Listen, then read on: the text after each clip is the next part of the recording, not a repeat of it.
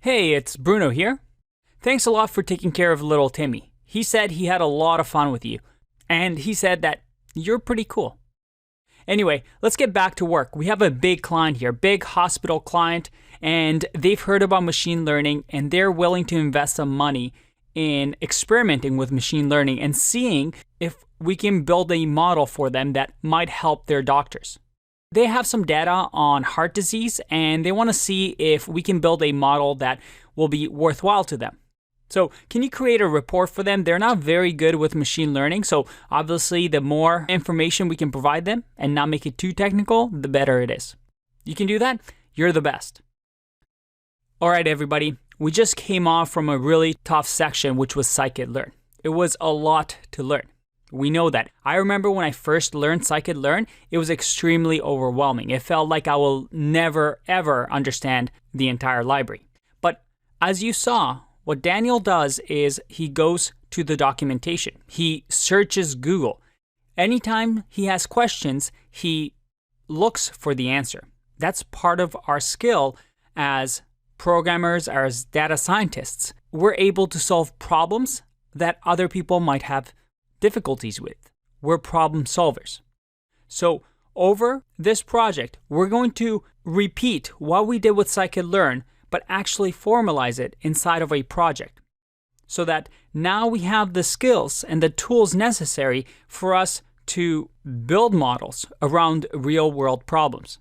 And we're going to build it in a way that actually mimics real-life work. So some of these reports are actual reports that Daniel and I have worked with before. And you can use these reports and this methodology to demonstrate to your future employers why they should hire you, or use it in your current role as a template for any future problems. But we got a lot to cover, so let's get started. Welcome back, and I couldn't be more excited for this section. You know why? Because we're going to finally start getting hands-on with an end-to-end project. Putting all the tools that we've learned so far and the processes and the frameworks and whatnot, we're going to put them all together. We're going to make something of it. We're going to work on a project specifically with structured data, or a couple of projects actually. And so you might be asking, what is structured data? And well, we've actually been hands-on with structured data throughout what we've learned so far. Basically, structured data is whatever you can fit into this sort of structure. And what structure is this? Well, this is rows and columns, or something like a pandas data frame, or something like an Excel spreadsheet, or maybe a Google Sheets document. And so with our heart disease dataset that we've been working with as kind of a demo, on the left-hand side, you could have something like patient IDs, and in the middle, you might have some feature variables, such as details about the patient, their weight, their sex, heart rate, chest pain. And then on the right-hand side, or somewhere in the dataset, you may have a target variable, the thing you want to predict. And that's in essence what we're trying to do with machine learning. We're trying to learn some patterns in feature variables and how those patterns relate to a target variable. And that's what we're going to do throughout this section, is work on structured data projects which take this sort of approach. Getting a machine learning model to learn patterns within feature variables, and then using those patterns to predict some target variable. Now, how are we going to do that? Well, we're going to put this bad boy into play. We've seen it a few times already. We'll go through it step by step, the data modeling section of a machine learning project. So this is where we already have some data. We're going to go through, we're going to define what our problem is. What problem are we trying to solve? Is it classification? Is it regression? Is it something else? What data do we have? We'll look at the data set. Where might that actually come from?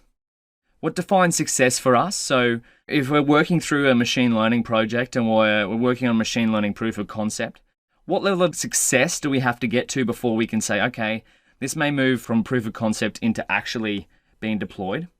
What features should we model? So we have a look again back at the data, and are there certain features of the data that should take more precedence over others? What kind of model should we use? So we looked at this a little bit in Scikit-Learn of how to choose a different machine learning model for different problems. And then finally, what experiments could we try? So what have we tried? What else can we try? And the whole thing here, this is an iterative process. That's the main thing to remember. And then again, if we go here, we've got some tools that we can use for each step of the pipeline. So if this whole overall pipeline is data science, well, the tools we're going to focus on are Pandas, Matplotlib, Numpy, Scikit-Learn, and Jupyter, at least for the first project. We've got some green boxes highlighting the ones that we're going to be focused on. And we've already been hands-on with some of these and we've seen what they can do, but now it's time to combine them all in an overall project setting. And there's one more diagram we have to look at. Well, this is the steps we're going to take to set up a new project, and the steps you could take with almost any machine learning project. And so far, we've got our computer, we've downloaded and installed Miniconda, we've followed this, but this is where we're up to now. So this is if we have our computer and we have Conda or Miniconda, we're going to start a new project and then create a project folder, and within that folder will live some data. We're going to create an environment similar to the one we've already been working in. And then within that environment, we can create our workspace in the form of a Jupyter notebook. And then within that workspace, we can perform data analysis and manipulation using tools like Numpy, Pandas, and Matplotlib. And then we'll start to look at how we can build or use machine learning models within Scikit-Learn. So Scikit-Learn has those pre-built machine learning models that we can use. We're going to see how we can apply those to our problem. So you might be wondering, of course, where can you get help? And the first step is to, because we're going to be working through this project together, is to follow along with the code if you can. If you fall behind, don't worry. It will be available to you through some sort of resource, through some sort of link in the place where you get those extra resources. If you are following along, try it for yourself, or if you are going along with it at a different time, make sure, if in doubt, run the code, right? That's the motto here. If in doubt, run the code. If you're curious about what a function does, remember you can press Shift-Tab within the brackets of a function to read the docstring. That will give you a brief overview of what the function does. And then don't be afraid. If these 3 steps don't work, don't be afraid to search for it. Right? You'll probably end up in places like Stack Overflow or the documentation. I put both documentations here for Scikit-Learn and Pandas because we're going to be using a few tools here. So you might even have to look up the documentation for Numpy or something like that, another tool that we're using, maybe even Matplotlib. But wherever you get stuck, don't be afraid to search for it. What separates a good data scientist from a poor one is one that doesn't ask questions. So a good data scientist is just the one that keeps asking more and more questions. A good machine learning engineer is just the same as a normal machine learning engineer, but they ask more questions. And this is where the try again comes in. So once you've searched for it, once you've figured out something, once you've read something, don't be afraid to take it back to your notebook and try it. And then finally, as I said before, what separates a poor machine learning engineer from a good machine learning engineer is the questions that they ask. So never be afraid to ask a question. You might do this on the forum space or on the Stack Overflow section, wherever you see fit. So, without any further ado, let's jump in. I'm really excited. I hope you are. Let's get our hands on our first end-to-end machine learning project. So in the last video, we saw this little chart here and the steps to take in a new project. If we've been through this, if we've got our computer, we've downloaded and installed Miniconda that we did in a few sections ago. Now we're up to here. We want to start a new project. So how exactly would we do that? Well, that's what we're going to cover in this video. We're going to work through here, start a new project, create a project folder. Yep, we'll do that. We'll get our data ready for the project that we're working on. We'll make an environment. We'll probably want to create an environment that uses much the similar tools that what we've been using in our past environment. We'll make sure that environment works by starting up a Jupyter notebook. So if we come back to the desktop, I'm going to start up a terminal here. And so how would we go about it? If I've been working you might be working somewhere different, but for me, I've been working, so right now I'm going to change directory onto my desktop, into my ML course folder. And if I check in here, I've got a few different things going on, so a few different folders. But we've been working out of the sample project folder, or at least we have in the last few videos. So if I go into sample project, and if I ls there, which stands for list, I list all the things that are in here. So we can see there the introduction to Matplotlib, Numpy, Pandas, Scikit-Learn. And the thing is about this folder is that we've got an env folder in there. And now in this env folder, it's hard to say actually, env, env, short for environment. In this environment folder contains all of our tools. And if you remember way back when, if not, that's okay. We created that environment using Conda. So create an environment collection of tools using Conda. And so what we might want to do for this new project is if we go back up to where we were in the ML course folder, if I wanted to start a new project, we might want to create a project folder. That way, if we're in a new project, say for example, the one we're going to work on now, which is working on classifying whether a patient has heart disease or not, we might want to create a project-specific folder for that. And then within that folder has all of these little tidbits here, so that if we needed to share our work, we could share this folder by itself, and then hopefully someone on our team or someone else could replicate what we were working on because it's all contained in one folder. So let's do that. So if we go here, maybe we go make dir, and we'll call it, let's go project heart disease. Oh no, we'll go heart disease project. And in sticking to our nomenclature, we might use hyphens instead of underscores. So we'll do that. Make dir stands for make directory, heart disease project. Now if we go ls, we've got a folder, heart disease project. So if we cd'd into that, so change directory, heart disease project. If we ls, there's nothing in there. But we want to create an environment folder like we've got up here, in here. And how then would we replicate if we went back to our sample project folder and we ls there? How would we replicate this environment? Because we know this one works because we've been working through these notebooks. And what I mean by replicate environment is that we want to use the same tools in our heart disease project as we have working through all of these introductory notebooks. So I'll show you one way that you could do it. So we first have to activate. So if we go conda env list, we first have to activate our sample project folder or environment.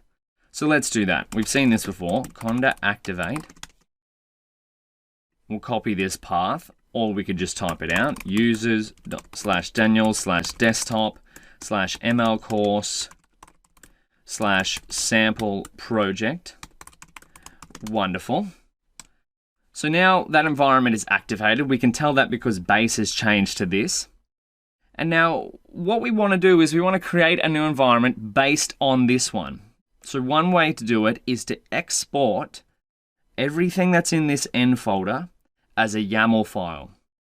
And what a YAML file is basically a text file of instructions of how to create a new environment based off this one. So let's see it in action.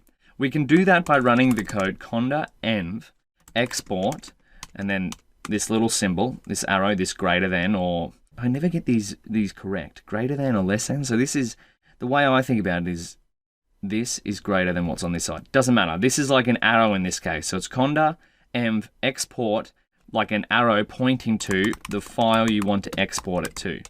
So in our case, we're going to call it environment.yaml or YML, which stands for YAML. The actual way to spell YAML is YAML.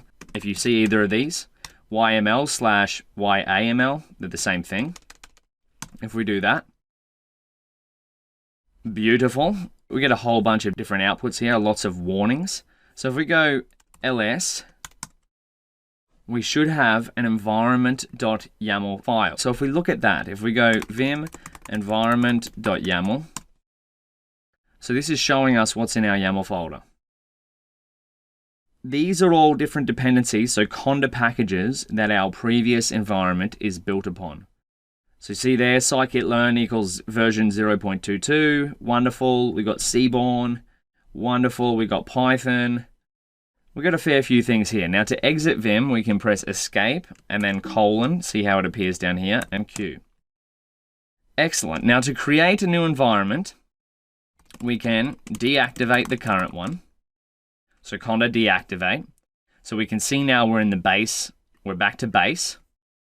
And to create an environment from a YAML folder, we're going to change back into our new heart disease project folder. See here, there's nothing in it. Now we're going to run the command conda env create. See how we're in the heart disease project folder. We'll run this command in this folder. So conda env create prefix dot slash env for env, and then -f for file. And then now we're going to pass it the path to our YAML folder, that file that we just created. So dot dot, it's in the directory above, environment.yml. Beautiful. And now running this is going to create an env folder within the heart disease project file. Now, doing it this way ensures that we get the exact same tools as in our sample project env. The other way we could do this is the one we've seen before, is by just going conda env create prefix dot slash env and then passing it the tools we want. Scikit-Learn, pandas, Numpy, Matplotlib, Jupyter. We could do it that way. But in this case, we want to make sure we have the exact same tool set for this project that we've been working on. So that's why we'll run the command conda env create prefix dot slash env -f, and then we're going to pass it the path to our environment.yml file. And we'll hit enter. Now, this is going to tell Conda to go to the internet and download all of those tools that we need, such as pandas, Scikit-Learn, Matplotlib, all the specific versions that we've been working with in our introduction series. So while this runs through, we might speed up the video and I'll see you when it's done. Beautiful. That's what I'm talking about. So we've been through that. So basically Conda's just gone to the internet, grabbed all those tools that we need. We get a success message here saying that all these execution and transactions are done. And to activate the environment we just created, we can use this. But what we might do is just go conda env list to see what environments we have. So now we can see here in users, Daniel, desktop, ML course, in our heart disease project file, we now have an env file. And to activate it, we can run. Make sure you've got no other environment activated. So we're on base here. So we go conda activate. We're just going to run this code here that it's told us. Users /Daniel /desktop /ML course. Now again, of course, your path might be different. I'm just showing you an example one of what mine looks like for this heart disease project that we're going to work on. If we hit enter, we notice that base changes to this path name, so we've activated the environment. And now we're in the heart disease project file. So to test it out, we can go Jupyter Notebook. And this should bring up a Jupyter Notebook in our browser. Beautiful. If we look here, we've got the env folder. So in there, we've got a whole bunch of different stuff that Conda has created for us. And so if we go back to our keynote, what have we done now? So we've started a new project. Yes, tick. We've created a project folder. Tick. We've created an environment, a collection of tools, and we have access to Jupyter, so we have our workspace. What we're missing now is a data folder. So we can get that.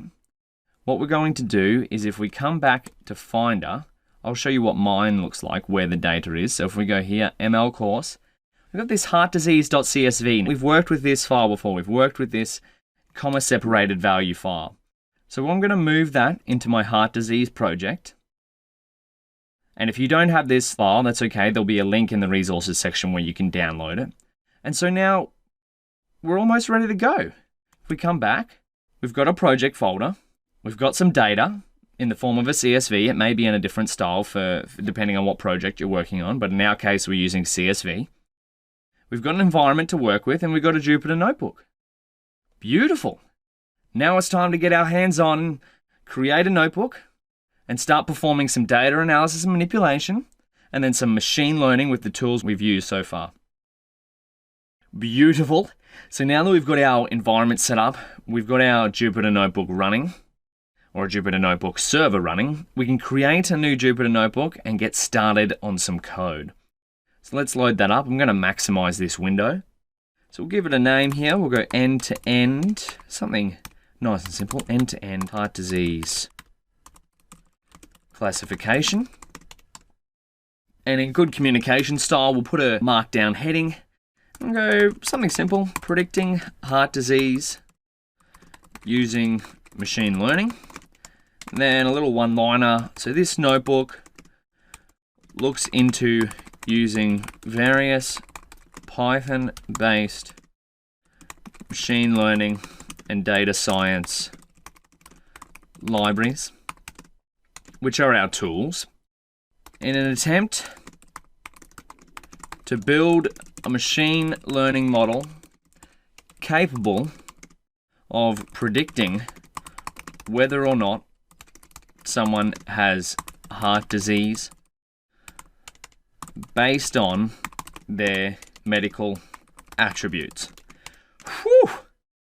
So that's probably more than one liner. We could probably concise that a little bit, but that's not our focus. Our focus is writing code and applying it to the framework here. So this is what we want to work through. This is what we're starting to do. We're starting to apply the tools that we've learned to our machine learning framework in the scope of a full-blown end-to-end machine learning project. Oh, I hope you can feel the excitement. So, how do we start off? Well, the first thing is probably good to outline our approach. We're going to take the following approach. So the first step is problem definition. We've kind of done that with the opening line.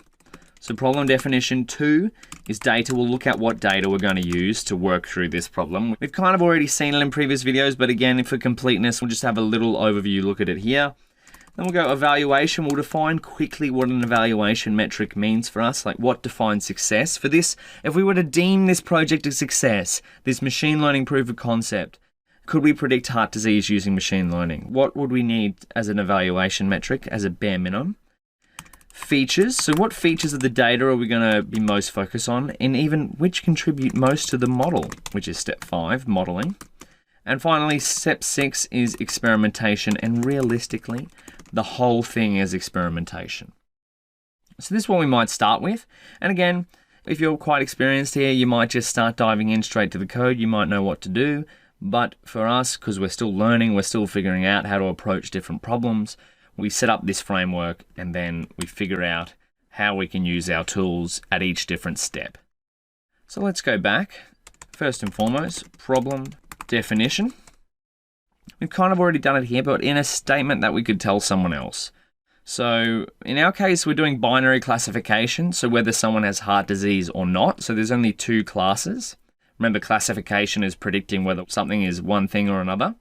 So in a statement, we want to, or we'll put it in a nice little quote. So given clinical parameters about a patient, can we predict whether or not they have heart disease?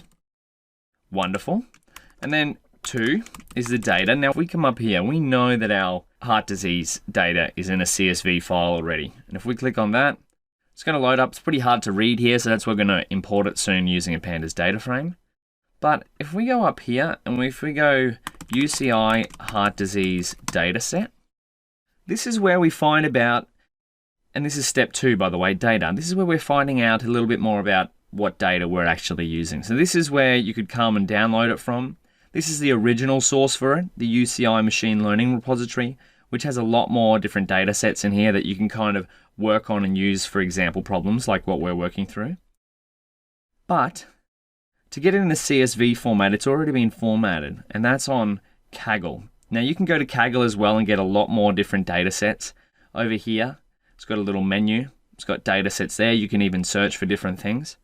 But this is where I came to originally at this data set. You can download it here. So if you click download, it's going to tell us a little bit more information about the data. Some attribute information, such as what the different columns stand for. If we keep going, we look here, we see that the different columns, this is where their different values are. So what this is a data dictionary. And we're going to see this in a second.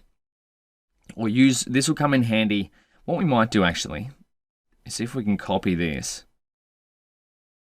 and take it back to our notebook. So this is a data dictionary. So we might go here, create data. This is getting a little ahead of ourselves.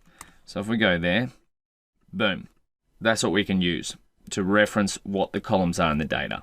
So if we go here, data, we could probably pull out something from here. So if we copy this, so this database contains 76 attributes. Well, Actually, our data set only contains 14, but then we read here, but all published experiments refer to using a subset of 14 of them. Okay, wonderful. And so then if we went back to the UCI heart disease data set, we get a little bit of information here. So only 14 attributes used. Now, you won't always do this for every project that you work on, especially if you're working within a company or within a team. The data set might be given to you by a customer or by a client. But for the problems that we're working on, because we need access to open source data, that means data that everyone has access to, we can find them publicly on the internet. But then again, the process is very similar no matter what data set that you're working on. It's all about getting it in the right format that you can work with it in your Jupyter notebook. We might put in here the original data came from the Cleveland database from UCI machine learning repository. There is also a version of it available on Kaggle. And so what you might do is copy that in there. Beautiful. And we'll also copy that in there. And we could tidy this up later, but this is just some information about the data. Where did it come from? What data do we have? And so we go here, number 3, evaluation. So if we were actually working on this project, we wanted to implement this. Let's say we were a hospital who wanted to be able to implement this as a machine learning model, as an application on the front desk. If someone comes into us and we're a nurse, we're measuring these different parameters about them. So we found out different patient attributes. What metric would we need to judge our model as being effective, as being able to use in play? So if we're trying to classify whether someone has heart disease or not, because that's pretty significant, we'd want a very, very accurate model. And so, for example, I'm just going to make a number up. So you might say something like, if you can reach 95% accuracy at predicting whether or not a patient has heart disease during this proof of concept phase, which is kind of what we're working through here, then you might pursue and try to really get into the hands of other people. So that's the essence of what we're going to work through here, is we're building a machine learning proof of concept. The reason why I say proof of concept is because oftentimes machine learning projects will start out as trying to figure out if there are even enough patterns in the data to be learned by a machine learning model. And if there are, then you might pursue the project further and get it into production or into some sort of application. So again, this is just another benchmark we might set ourselves as a goal to work towards at the very beginning of a project. And it's not set in stone, this may change. It's just something you might reflect with your team, like, hey, if we're going to spend 2 weeks working on this machine learning project, what figure would we have to end up with for it to be pursued more? So let's do that. So if we can reach 95% accuracy at predicting whether or not a patient has heart disease during the proof of concept, we'll pursue the project. And this may be another thing, right? Someone might come to you at a data science company or something like that. Someone from another team might go, hey, we've got this data set. We want to measure how many of our customers are churning. And we want to see if we can build a machine learning model to help us out. And then they may say, hey, do you want to work on a proof of concept like similar to what we're doing here? And this is how you might set it up. You might start out by going problem definition, figure out if a customer is going to churn or not. Where does the data come from? It comes from our customer database. What's our evaluation metric? Well, if we can figure out if a customer is going to churn at about 80% accuracy, then we might keep pursuing this and actually get it into our production pipeline. That's an example kind of workflow of the first 3 steps. And then finally, step 4, well, not finally, we've got a fair bit more to go. Features. So if we come back, so we've done this, we've done evaluation, what defines success. We go, what features should we model? This is step 4. So this is where we're creating a data dictionary. And what I mean by that is you may be able to create this on your own by doing a little bit of research. So we might put this in bold. And again, we could tidy this up by putting these all in dot points, but they'll start to make sense in a second once we actually see the data we're working with. Actually, yeah, we might type this into, turning this into dot points. So now we've created our data dictionary. This is something that you may find through your own research, like we've done here, finding out about the data here, finding out about the data, or you may create it with the help of a subject matter expert. And what I mean by that is, say, for example, you had that team come to you with a whole bunch of customer data on who's going to churn or not. Churn meaning that they're going to leave or stop using your product. And they may tell you what different features of the data mean. And so we'll put here, this is where you'll get different information about each of the features in your data. So essentially, when you start to work with the data, you won't be a complete novice. You'll have some idea of what's actually going on or what each section of the data means. And this will make a lot more sense when we look at our data in the flesh, when we import our heart disease CSV file into our Jupyter notebook, which is what we're going to do in the next video. So these first 4 steps, 1, 2, 3, 4, problem definition, data, what data do we have, evaluation and features, don't necessarily have to take that long. So we've just gone through all 4 of them in about 10 minutes, because what we want to do is get hands-on with the code and let the code and data speak for itself rather than trying to just think about it here. We want to see it in action. So that's what we're going to do in the next few videos. Welcome back. So while you were gone, in between the last video and this one, I've kind of tidied up this data dictionary here, so it looks a bit better now. And don't worry, you'll have a copy of this in the resources section, so you're not going to be missing out on anything. But just where we left off, we talked about features, which is step 4 in the machine learning pipeline that we're using, or the machine learning modeling pipeline that we're using. And this is where you'll get different information about each of the features in your data. You can do this by doing your own by doing your own research, such as looking at the links above. That's what I did here to kind of tidy this up. Reading between this information here, so attribute information, as well as UCI dataset webpage. If you go through here, here are all 76 attributes, but realistically we only used 14, so only 14 attributes used, and that's what this data dictionary is. So basically a data dictionary just tells you about the data that you're working on. Wonderful. And so now, where are we up to? If we check back, we've worked through 1, 2, 3, 4, but have we really? So we've just kind of done it in thought. So now it's time to apply the tools that we've been going through to this section, right? So this data analysis section. So let's do that. Let's get our tools ready. So we'll create a heading here. Preparing the tools. We're going to use pandas, Matplotlib, and Numpy for data analysis and manipulation. Wonderful. And so at the start of every notebook, what you might do is import, this is what you'll probably see out in the wild, is a big chunk or one big Jupyter cell importing all different tools at once.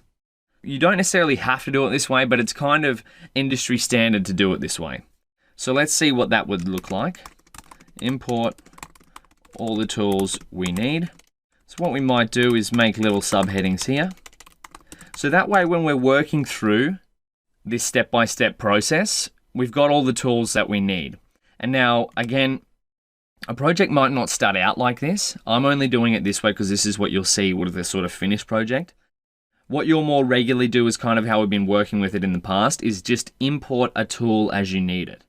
So when you see this big block of code that I'm about to type with all the imports and all different tools and whatnot, you might look at it and go, holy goodness, I'm not sure what's going on with everything there. But that's okay. What you'll do is, because you've got the framework now, you've got this, and we've seen different ways that we can apply different tooling, you'll be pretty familiar with all of the functionality that we're going through here. And if not, that's perfectly okay.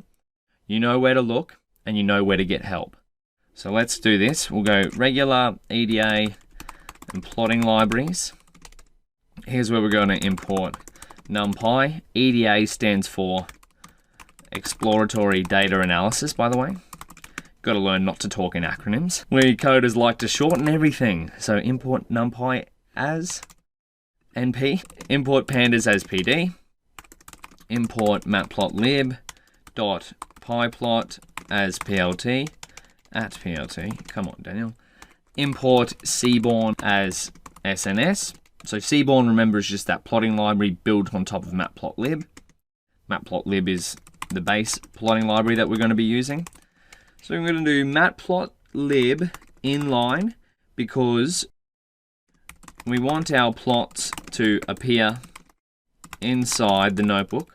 So this is what this little magic function does with that percentage sign there.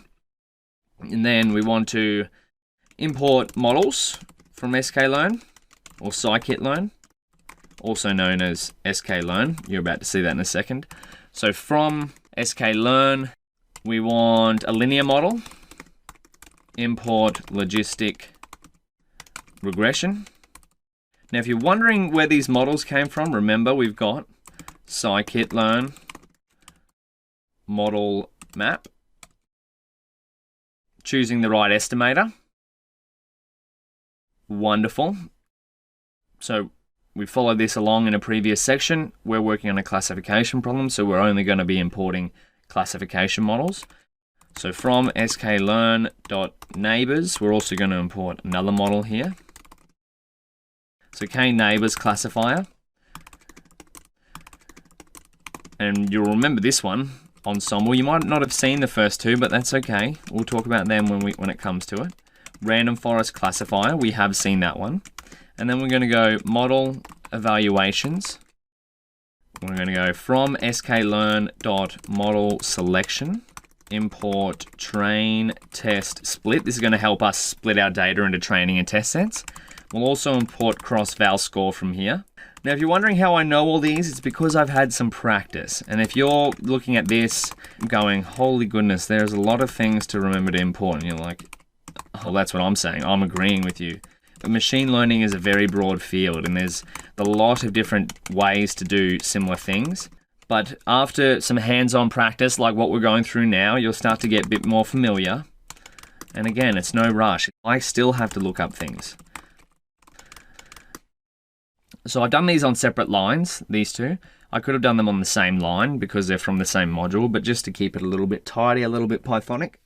We want to go here from sklearn.metrics, import confusion matrix classification report. Well, they may be familiar from the evaluation section of the Scikit-Learn section. We go here, import. We want to get precision score because we're thinking in our head, this is a classification problem. What metrics can we use to evaluate classification models? F1 score from sklearn.metrics, import plot ROC curve, because we want a ROC curve. Whoa. You might be looking at that going, Daniel, that is a lot of stuff. And it is. This is 21 lines of imports minus a few comments. But this is the tools that we're going to need. So if we come back here, we may still even need more. I might have missed some. But this is kind of what you'll see at the start of a notebook, is because once we've set it up, we want to approach these and we want to minimize our time between experiments. So that's why we're getting all our tooling ready right at the top so that we can get hands-on as soon as possible. So we've got pandas, we've got Matplotlib, we've got Numpy, we're working within a Jupyter notebook in our Conda environment. We've got Scikit-Learn, and now we're going to work through the data analysis section. So that means basically importing the data, having a look at it, and trying to become ourselves a subject matter expert, which is just someone who knows about the data, like a fancy word for someone who knows about the data. That's what we're trying to do in these 3 steps here. So without further ado, let's hit Shift and Enter, import our tools. Fingers crossed. If we've set up our environment to work, these should all import correctly. What are we getting here? Something wrong. Runtime error. MP ufunc size change. May indicate binary incompatibility. Expected 192 from cheader got 216 from PyObject. I've actually never seen that error before. So this is what you come across, right? These type of things, even after you've had some experience, you'll come across these things. This warning. So we're just waiting on to make sure that this cell runs fully. It's already given us a warning. Oh, we're getting another warning. Here we go. mp.ufunc. Now we might let this cell run out, as in finish, because it's going to take a little while. unrecognized arguments. Maybe I can't put this. This needs to go above here. There we go. Will this import? Yes, it should, and now we're getting no warnings. That's interesting. Well, that's the surprises that you'll get from day-to-day running, working with different machine learning code and different code in general, is sometimes it does things that you don't really expect. And so that warning has gone away. If it does come back in the future, we'll probably deal with it then. But for now, we'll assume that we've got our tools ready. Now we can start applying them. Now that we've got all our tools ready to go, the first step is to load the data in, because without data, how are we supposed to use our tools, right? So we go here, load data, make a little heading. Then we're going to set it as df. So df is usually short for data frame. So pd.readcsv, because we've got our heart disease CSV folder in our current working directory, we can just go pd.readcsv. We're going to pass it. Can we do tab autocomplete? Heartdisease.csv. Beautiful. And then we're going to have a look at it. Wonderful. That seems like it's imported great. We've already had a sneak peek at this before. But we might go df.shape. This is going to tell us how many rows and columns there are. So essentially, we have 303 examples, which is rows, and this is columns. So this comes in the form of rows, columns. Now, once we've got data loaded in, what's next? Well, that comes data exploration, aka known as exploratory data analysis, or EDA. Once you've imported a data set, this is where you want to start to explore it. Now, there's no set way of doing this, but what you should be trying to do is become more and more familiar with the data. So you can compare different columns to each other, compare them to the target value, refer back to the data dictionary, try and figure things out. What your goal is to become a subject matter expert on the data set that you're working with. So the goal here is to find out more about the data and become a subject matter expert on the data set you're working with. Now, this is because, so if someone asks you a question about it, you can give them an explanation, and when you start to build models, you can sound check your model to make sure they're not performing too well, such as like overfitting, or they might be poorly performing, such as underfitting. Now, since EDA has no really set methodology, what we're going to do, we'll write down a short checklist. So we can go, what questions are you trying to solve? So this is back to our problem definition. And then what kind of data do we have? And how do we treat different types? So this is like numerical versus categorical. In our case, all the data in our data frame is numerical. Now, remember, these steps aren't just associated with the heart disease data set. They can be applied to almost any data sets. What's missing from the data and how do you deal with it? Step 4, where are the outliers and why should you care about them? Now, outliers are values or samples which are so far away from the other samples, like in terms of if you were comparing one sample to another, if one sample was just completely outlandish, it might be an incorrect sample that someone may have made a mistake when they were logging that, or it may be an incorrect sample, just full stop. Or it may actually be that that's just an outlandish example and it should be included in your data set. Then finally, and again, this is a non-exhaustive list, how can you add, change, or remove features to get more out of your data? So it's kind of like an EDA checklist that you might want to start with as a bare minimum of what we're trying to figure out. How about we do that? So the first thing, we might check df.head, traditional way of looking at a data frame. If we wanted to look at the bottom, we might do df.tail. Wonderful. And then the next thing, because we're trying to predict this target variable, I probably want to figure out what's some information about that. So we go df.target, maybe we use this one. Remember, there's two different ways to access columns in data frames. You go df.target. or df target as a string. We can call value counts on that. So we'll go here. Let's find out how many of each class there are. So in our case, if we go back up to our data dictionary and we're trying to figure out what target is, we can see target is have disease or not. So 1 equals yes, 0 equals no. So there we go. So we have 165 examples where someone has heart disease based on their health parameters, and 138 examples where someone doesn't have heart disease. And so what we would think here is that this is a relatively balanced problem, meaning that we have quite a similar amount of examples in both classes.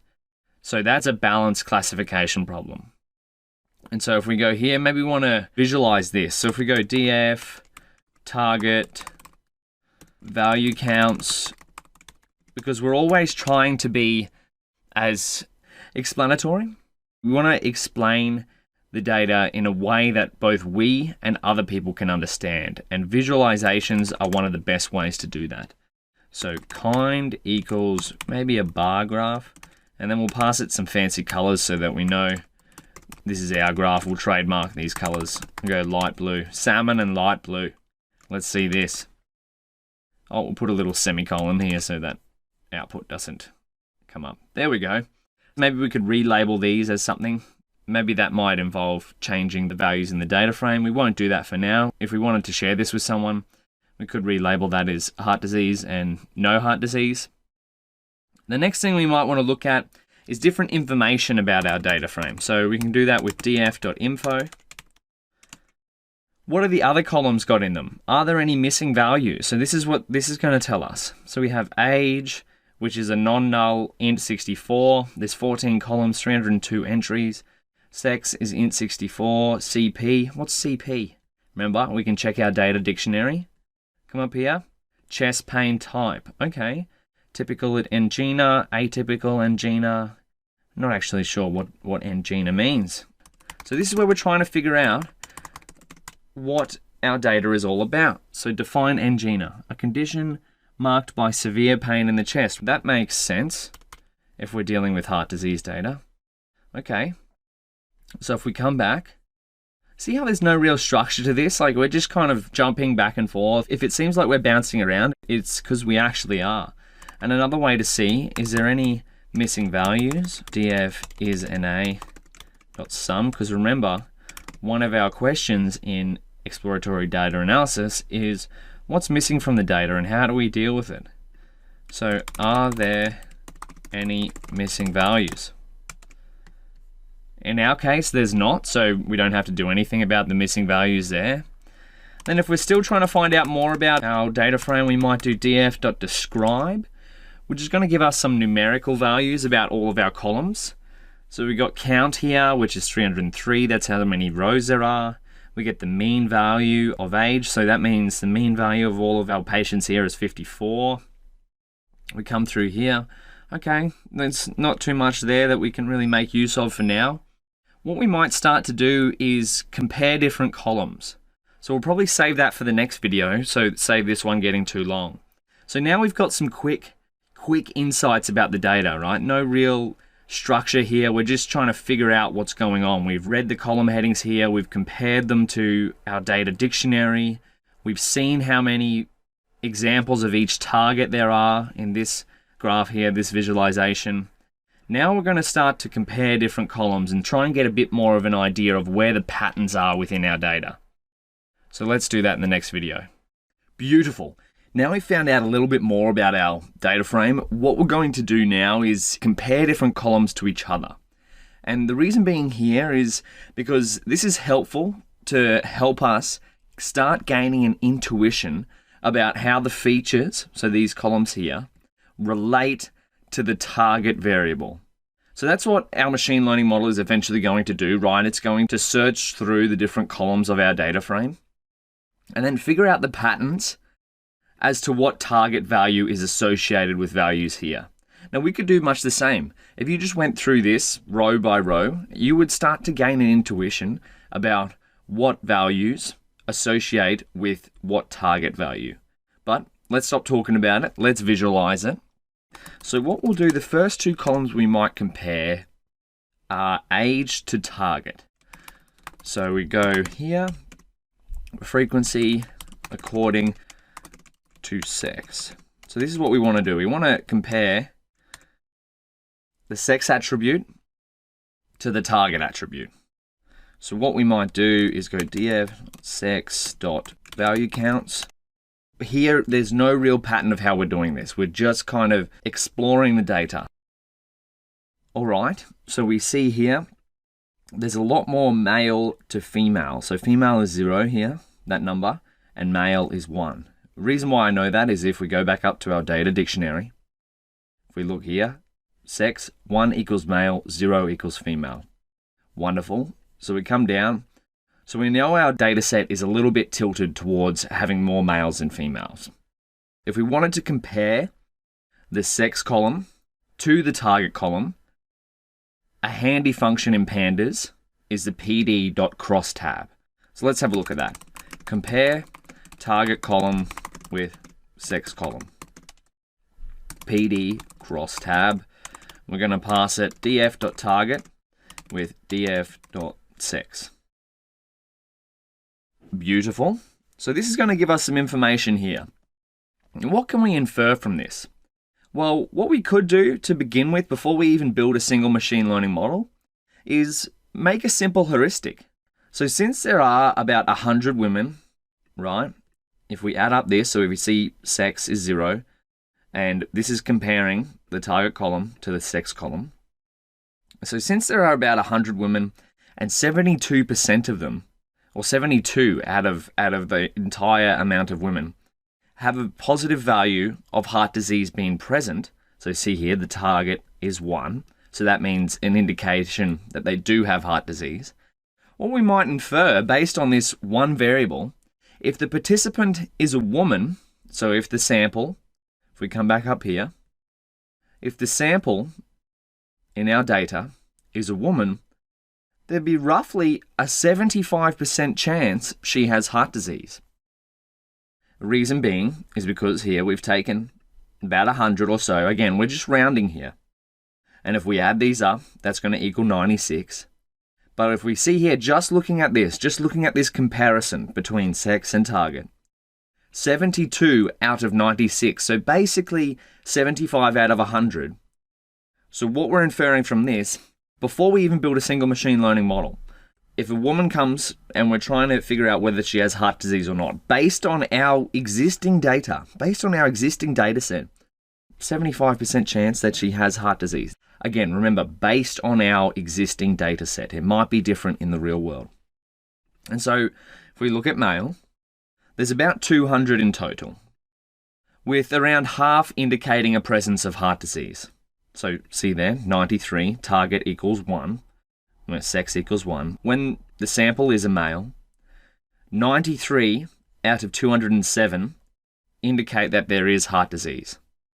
So if we looked at this, if the participant is male, we might predict around half the time that participant will have heart disease. And then if we average these out, we'd get 75% plus 50% over 100. You get about 62.5% chance that anyone, of course, this is always based on our existing data because that's the only patterns that we can find is with the data that we have. So based on our existing data set, this up here, if we were to see a random patient, we're making our decisions whether that random patient, a new patient we haven't seen before, we're making our decisions based on our existing data set. And based off this comparison alone, we might infer that there's a 62.5, remember, about 75% if they're a woman and 50% if they're a male. So we're just adding them together and averaging them. So 62.5% chance that they have heart disease. Now this is our very simple baseline. And what we're trying to do here is just form an intuition in our head about the data set, about how different features, in this case we're doing the sex feature, the sex column, we're comparing it to target. So if we would just use that one feature alone, if we were to expect a patient to come to us, we'll go, okay, any patient at all, there's a 62.5% chance that they have heart disease. And now with that baseline, what we're going to try and do is beat it using machine learning. So again, if this is a little bit confusing, don't worry, it's a little bit confusing when I first started figuring out patterns. But the main thing to remember is all we're doing is just creating an intuition. We're becoming subject matter experts on the data, or at least trying to. And so what we might do is make this a bit more visual. Create a plot of crosstab. We go pd.crosstab, df.target, df.sex, and then we can go .plot, and we'll do it as a kind of bar. We'll give it a fig size, just because we want it to come out. We'll go 10:6, so that's width and height there. And then we'll give it our famous color that we're going to work with, which is, we'll do salmon and light blue. Wonderful. Beautiful. So this is another visualization that we can start to get an idea.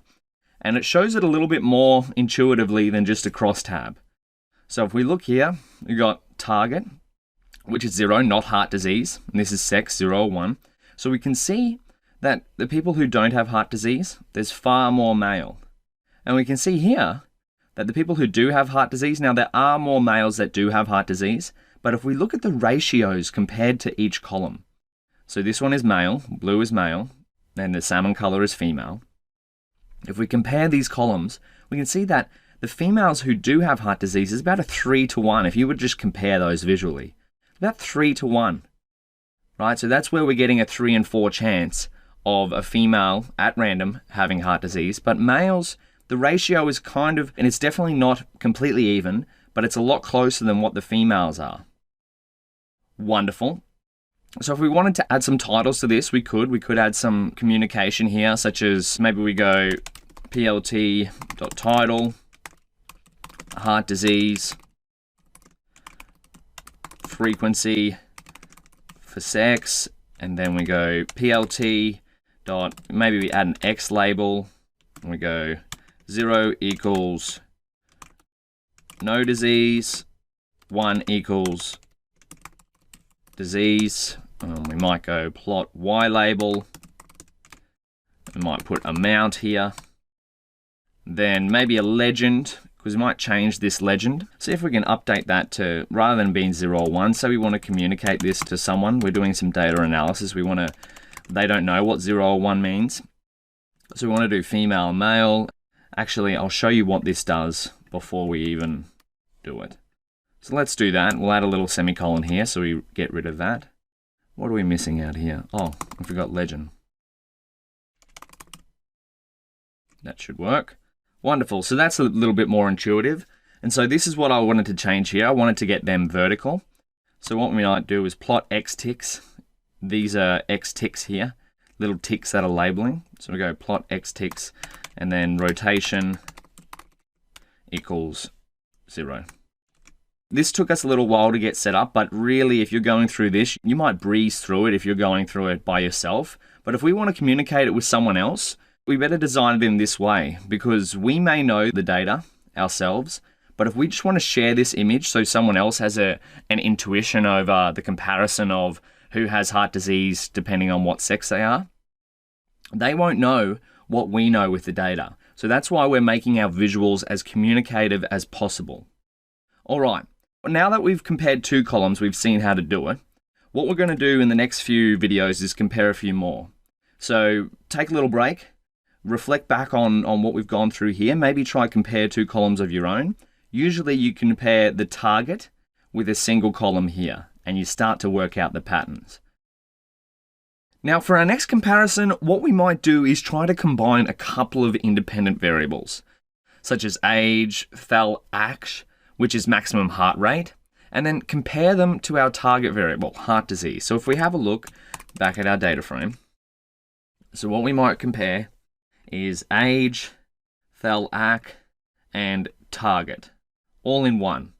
And now if we go to check our different values for thal-act, now the reason why I know this is max heart rate is because if we come back up in a second, so we can see there's a lot of different values here. So length 91, if you call value counts on any column, and the length comes up as something, that means that there's that many different values in that column. So what that might be telling us is because there's so many different values, looking at it on a bar graph may not be the best type of graph. Because if we look at this plot, there's only 4 columns here, and that's pretty interpretable. But when there's 91, that might be a bit harder to look at. So that's where we might bring in something like a scatter graph. Let's go back to our data dictionary and have a look at what thal-ac is. Come up here. Thal-ac. Maximum heart rate achieved. And again, we're really just diving in, reading our data dictionary. Here you might just go through different columns, read them, which ones stand out to you, and try to compare a few of them with the target variable. And remember, if we come back to our data frame, these are often referred to as features or independent variables, and this is often referred to as the target or dependent variable. So that's what we're doing here. We're comparing independent variables to our target variable. This might seem a little as if we're jumping all over the place, and I know I've said this before. It's because we are literally just picking columns here that spark our interest. This one sparked my interest, and we're trying to figure out how they relate to the target. That's what we're doing. You may choose a couple of other columns. I'm just going through the ones that look most interesting to me. So let's make a little heading, age versus max heart rate for heart disease. And then we'll turn that into Markdown. Beautiful. So to compare 3, such as age, thal-ac, and heart disease, what we might have to do is create a plot with 2 plots on it. So let's start off first by creating another figure, plt.figure, and we'll pass it a fig size equals 10.6. Then we might go scatter. We might do a scatter with the positive examples first. So just bear with me for a second and we'll talk through what's going on while we're going through it. So plt.scatter, we want to see on this scatter the positive examples. So we could go df.age or df.age in brackets. They really mean the same thing, but I like to do it this way, df.age, and then in here we're going to do df.target equals, of course you couldn't do this if your column names had spaces in them, but in our case none of our column names have spaces. What this is doing is a subset of the data set. We're taking the age column from our data frame where this condition equals true, so where the target equals 1. So if we did that in a cell below here, df.age, df.target equals 1. So this is going to show us all the age columns where target is equal to 1. So that's what we want.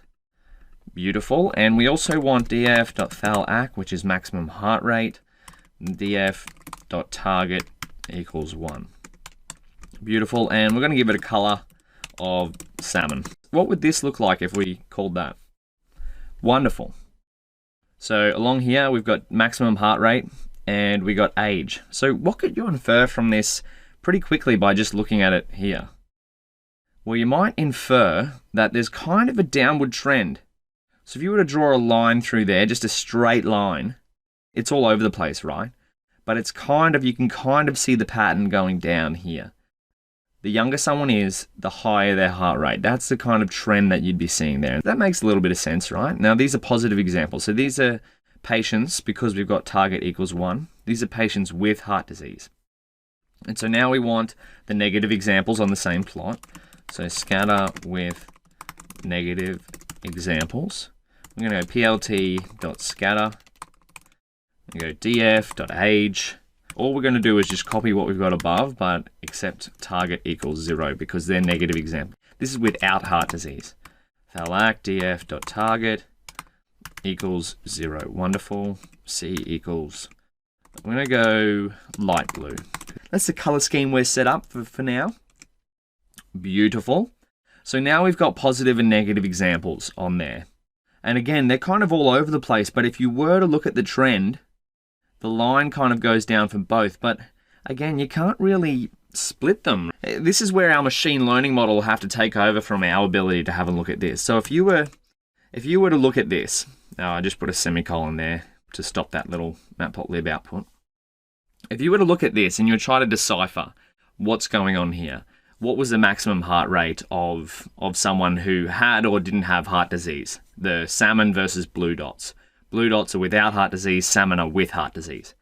If you had to decipher this, it'd be pretty hard, right? Because these are all so mixed up together. Maybe you might infer that there's some sort of pattern. There's a fair big cluster here. There's a big cluster here. But really, I can't really tell a pattern. Maybe if I had some more time to look at it, I could find something. But this is where machine learning is going to come into play. The patterns that you can't necessarily see straight away, machine learning is going to dive into the data. It's going to form some calculations and figure out these patterns that we can't really see. Again, if we had enough time, maybe we'd find something.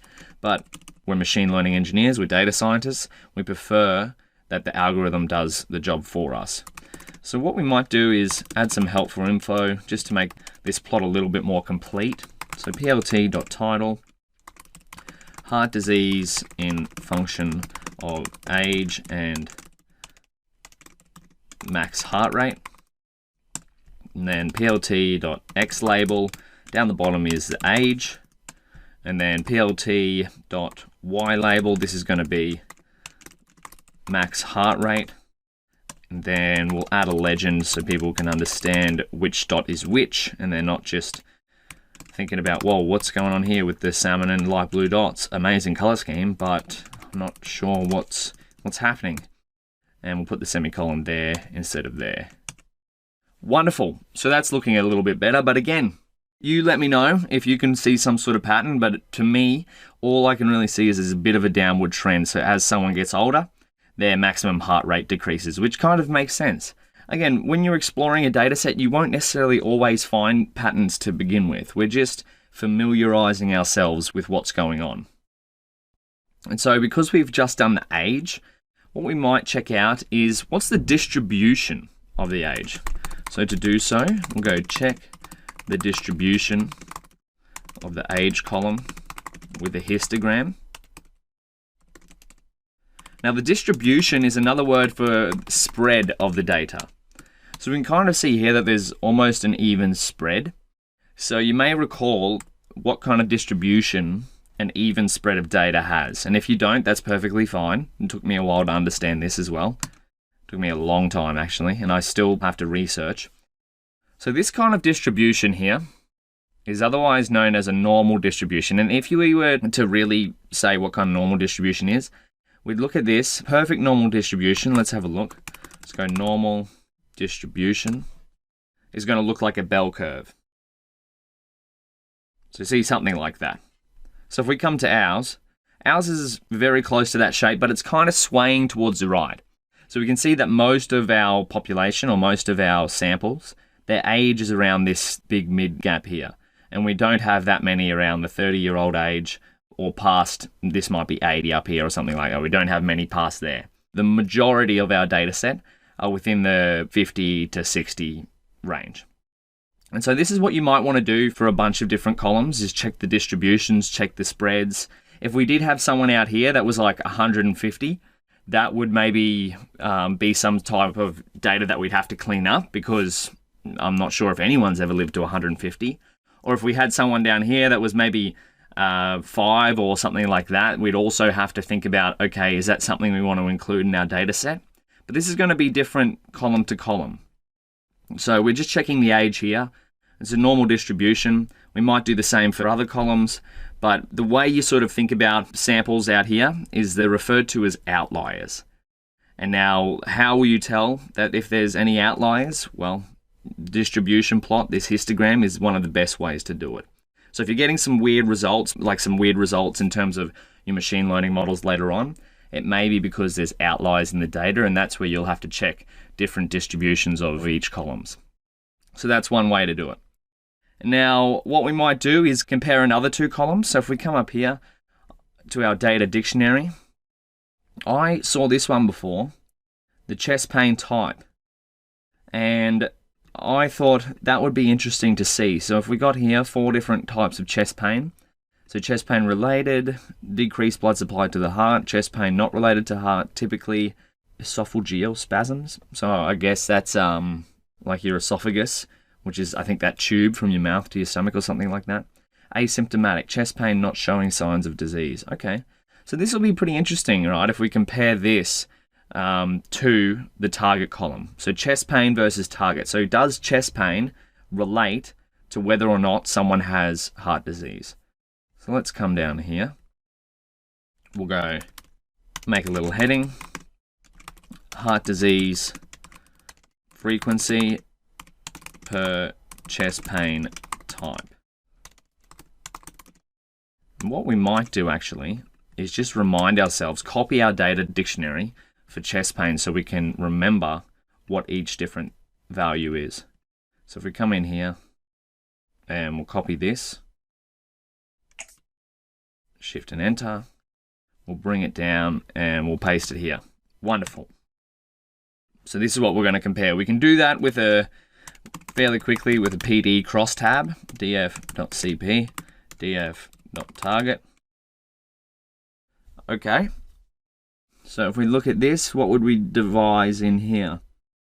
It seems as chest pain goes up, so does whether they have heart disease. But if we get 0 chest pain, there's a lot more that don't have heart disease than do. But if we get 2, there's only 18 with 0, so don't have heart disease, but 69, so nearly over 3 times the amount that do have heart disease. So this is non-adrenal pain, typically, non-heart related. Well, that's interesting that it's non-heart related. And so these are the type of patterns you'll start to find out in your data. Some make sense. That doesn't really make sense to me. Non-heart related pain, yet more people have heart disease with 2 than not. And so these are the type of things you might be wanting to discuss with a subject matter expert. If you're looking through a data set, such as us looking through this heart disease data set, and I'm not a doctor, I'm not trained medically, I've researched some things about health, but I've no idea about chest pain. So if I got this data set of someone from a medical profession, I'm trying to use machine learning to figure out whether someone has heart disease or not, and I'm coming across these patterns that I don't really understand, that's where I'd probably reach out and go, hey, to a medical professional, or I do my own research, such as looking up what these actually mean. We did that before, defining angina. Going, hey, I'm seeing this in the data, but can you shed some light? It's kind of confusing to me. Is this correct? Is this not? That's the kind of the insights that we're looking for, is both patterns that make sense to us, such as the normal distribution of age, such as the declining max heart rate as someone gets older. This one maybe doesn't make as much sense. Is heart disease more prevalent in women than it is males? So this is the type of questions that we're trying to get. We're trying to formulate an idea in the data by not finding answers, but finding questions that we can ask. And so what we might do is make this a little bit more visual, as we've done before. Make the crosstab more visual. PD crosstab df.cp df.target. We're just writing what we've got above there. .plot. Same plot again. We might do a bar because there's 4 different values here versus 2 different values there. So we should be able to look at it fine on a bar graph. Fig size equals 10 and 6. Wonderful. And we're going to use our favorite colors. Color equals, what are we using? Light blue, salmon. Actually, I think the order was the other way around. Maybe we did salmon first, then light blue. Doesn't really matter. Beautiful. Then we're going to add some communication. plt.title. Heart disease frequency per chest pain type. Then we go plt.xlabel. I'm going to do chest pain type. And then on the y is plt.ylabel amount. Beautiful. plt.legend. We're going to put on here no disease.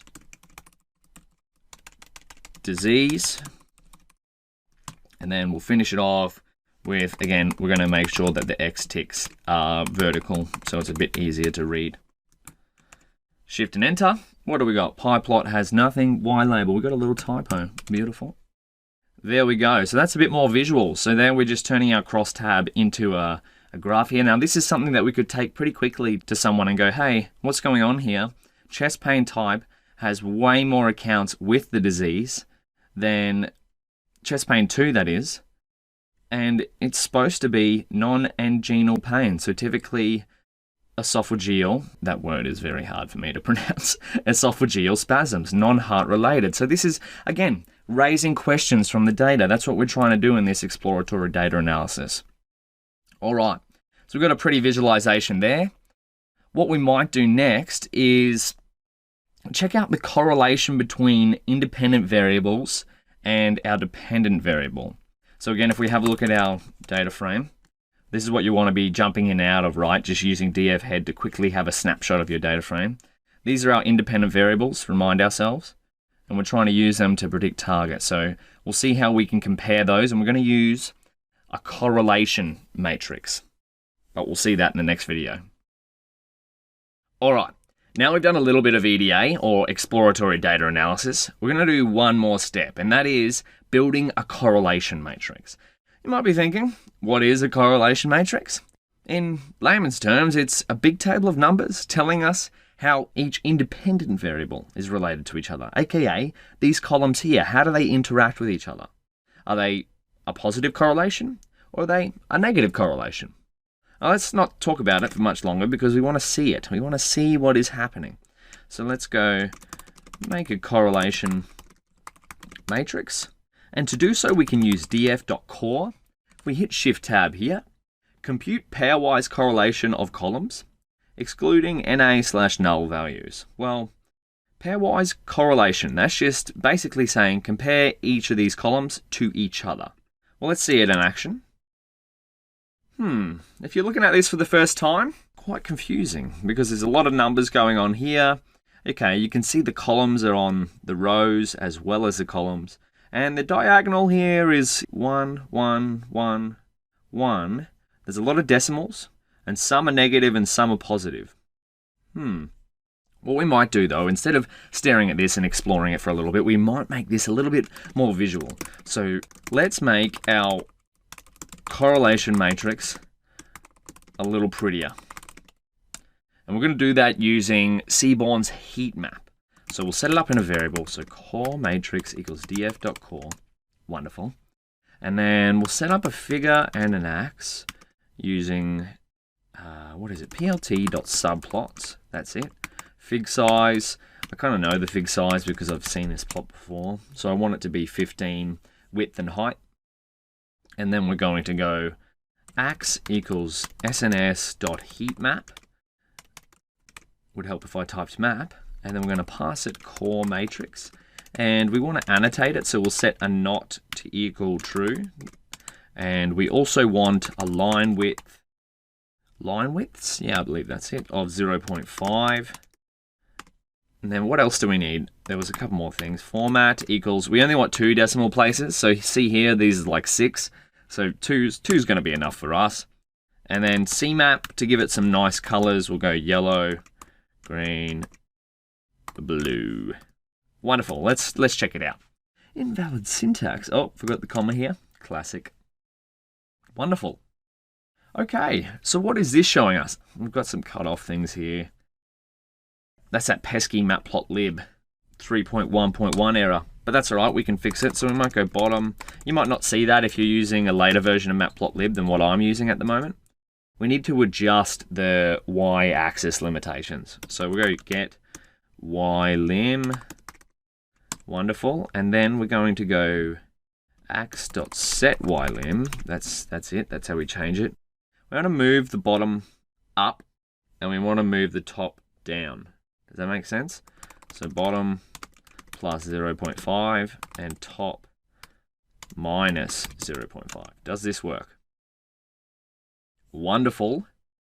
That's looking a little bit better. It's not cut off. And this little adjustment here, this is from the research that I found by just searching for it. So Matplotlib, Seaborn, first. I think that my history might have had it there. Matplotlib, there we go.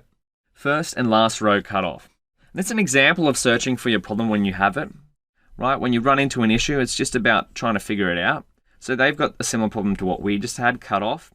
And then come down here, you can find this is the lines of code that I'm using here. And in fact, they're making a correlation matrix as well. Beautiful. Yeah, unfortunately, Matplotlib 3.1.1 broke Seaborn heat maps. But that's all right. We've got our heat map. We've got our correlation matrix. Again, this is just the same version of this. A more visual format. I look at this and I understand this one a lot better than I do this one. So what is actually going on here? Well, we can see on the diagonal, we've got a lot of 1 values. But what this means, the diagonal is, we might zoom out 1 tick so we can see. The diagonal, this is giving a perfect correlation, which means the age column is exactly equal to the age column, which makes a whole bunch of sense, right? And the sex column is completely equal to the sex column, and so on and so on and so on, all the way down the diagonal here. But then we have a lot of other, actually, little cells here. We can see on the side, we got 0 up to 1. And some of them are positive, like this one here, and some of them are negative. We just compared chest pain type, which was CP, to our target. Let's investigate that. What's the correlation here? We got CP, it's got a positive correlation. So 0.43, remember the maximum value is 1. But this is telling us how chest pain is related to the target column. Well, if we're looking at this, and we did some research on a correlation matrix, I'm going to tell you because I've done this research myself. A higher positive value means a potential positive correlation. And a higher negative value means a potential negative correlation, or a decrease. What this is saying is as CP goes up, the target value also increases. Now, does that make sense? If we come up here, so if we look at this plot that we did before, so as CP goes up, the target value also increases. So remember our target value is 0 or 1, 0 for no disease, 1 for disease. Now, we're most interested here in the correlation because if you looked at this, no disease is highest at 0. So that means no disease, the target is 0, and chest pain type is also 0. Okay, so according to our correlation matrix, as CP goes up because it's a positive correlation, the target value should also go up. So let's investigate. Disease, this is the 1 value and this is 0. So blue is 1. Salmon is 0. Salmon, what a beautiful color. As our chest pain type goes up, 0, 1, 2, 3, does the blue column for 1 of target value go up? If we look here, it does go up slightly, and this drops off dramatically. And then it goes up here. It goes down here, but the ratio of disease to no disease is still much higher. So that's where the positive correlation comes from. It comes from chest pain type increasing, or our CP column. As that increases, our target column, meaning disease or no disease, also increases. So that's a positive correlation. That's why it's positive here. Now, let's have a look at one of the negative columns. So we've got a negative correlation here. It's about the same ratio, but just in the negative way. That means, if we look here, xang, we'll check our data dictionary for that in a second. As xang goes down, so should the target value. Let's not take this correlation matrix word for it. Let's reproduce this plot, except using the xang column. But before we do that, we might jump up here. What is xang? Exercise-induced angina. Now, if you're wondering what angina is, we've checked out that before. A condition marked by severe pain in the chest. So this means that if you exercise, do you get heart pain? And let's have a look. Exercise-induced angina, 1 equals yes, 0 equals no. So do you get heart pain when you exercise? If you do, that's a 1, and if you don't, that's a 0. There's a negative correlation according to our correlation matrix. I'm saying correlation a lot, I know. So xang compared to the target value, do they have disease or not, is negatively correlated. That means as xang goes down, the target should also go down. Now, there's only 2 values here for each of these, so this is actually a pretty straightforward example. So if we think about this, based off what you've heard about in terms of heart disease, if someone was telling you that when they exercise, they get chest pain, so they would have 1, would you predict closer to someone having heart disease or not?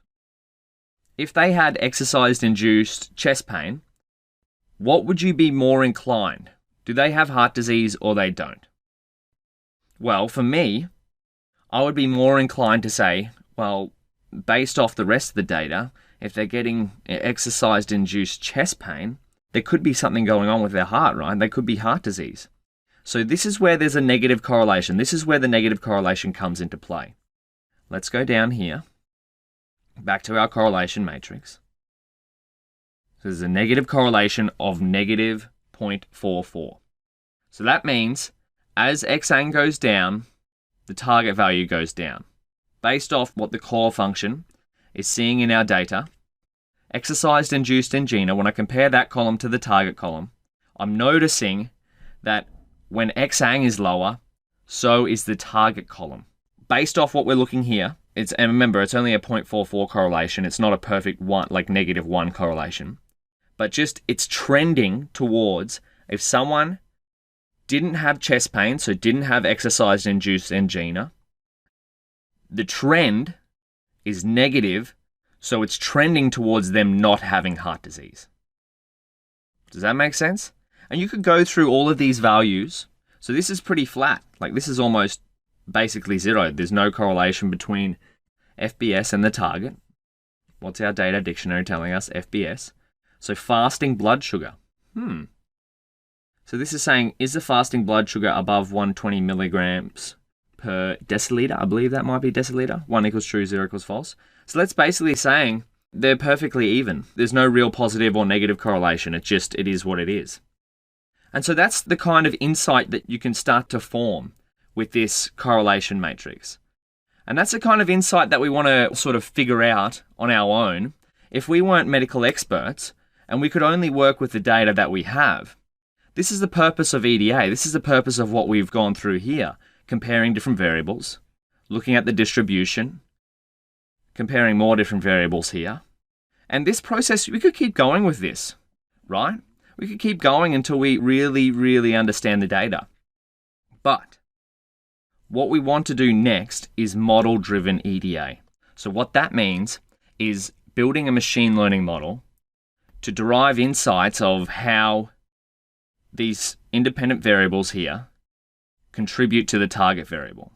Now, correlation matrix is one of them, but we're more interested in trying to predict for the future. The correlation matrix only deals with the data that we have. We're more interested in building a machine learning model that has predictive power based on the data that we have to predict on things in the future.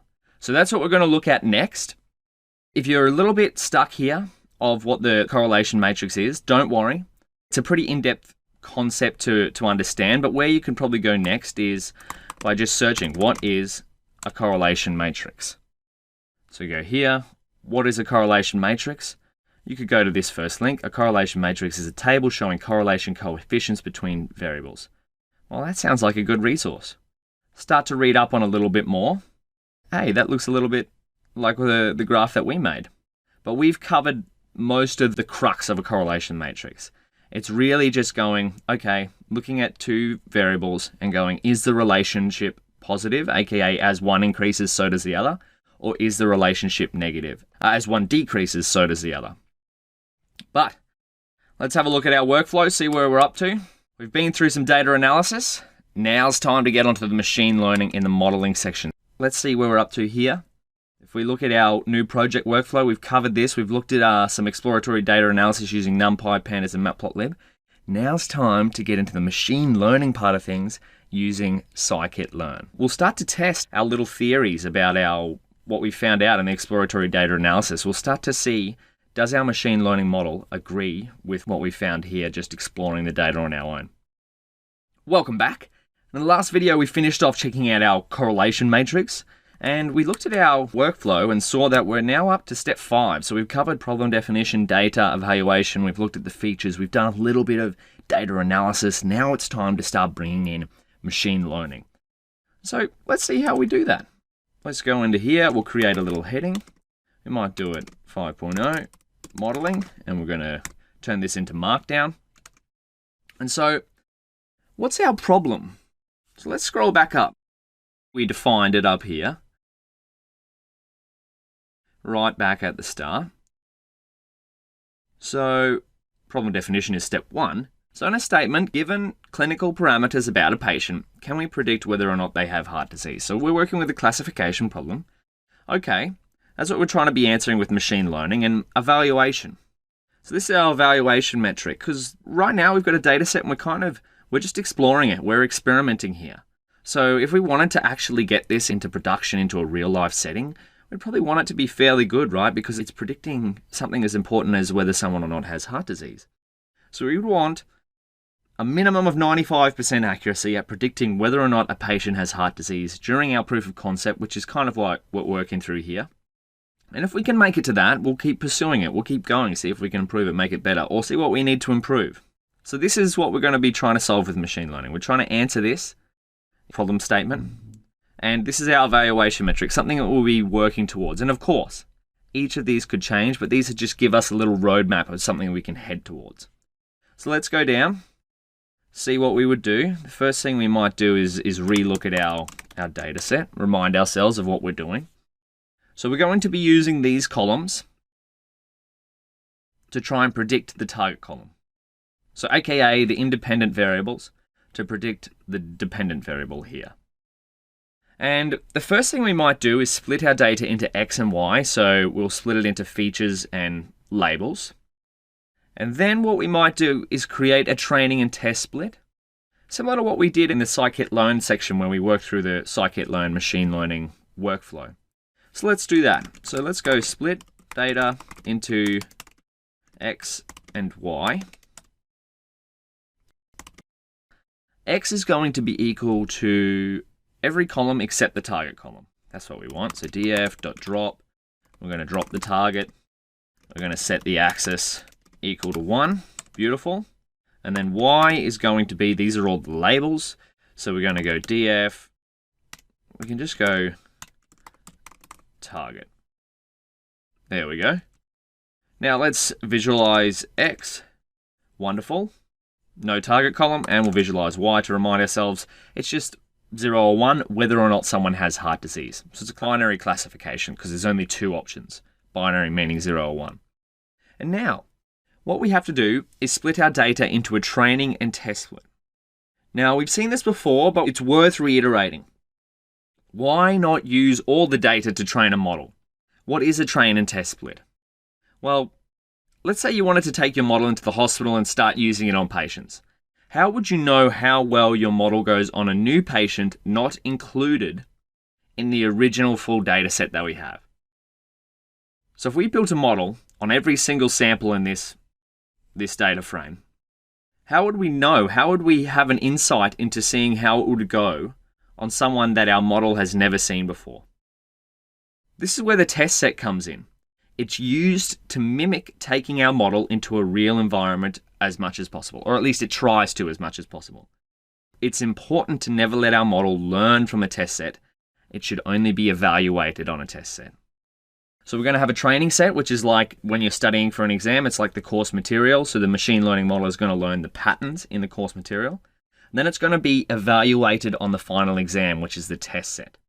So let's see that. What we're going to do is split data into train and test sets. So to do so, we can use Numpy random seed first, so we can reproduce our results. And we can split our data into train and test sets using Scikit-Learn's train test split. So we go split into train and test set, X train, X test. We saw a lot of this in the Scikit-Learn section. But it's paramount to reiterate that whenever you try to test or whenever you try to evaluate your model, it should be on data that the model has never seen before. Test size, we're going to do the standard 0.2.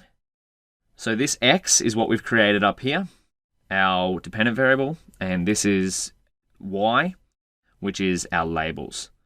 So now we're going to Shift and Enter. Wonderful. And we're going to have a look at the training data. So we'll go xtrain. We can see that it's shuffled it and it's got 242 rows out of the total 303 rows. So it's got about 80% of the entire rows.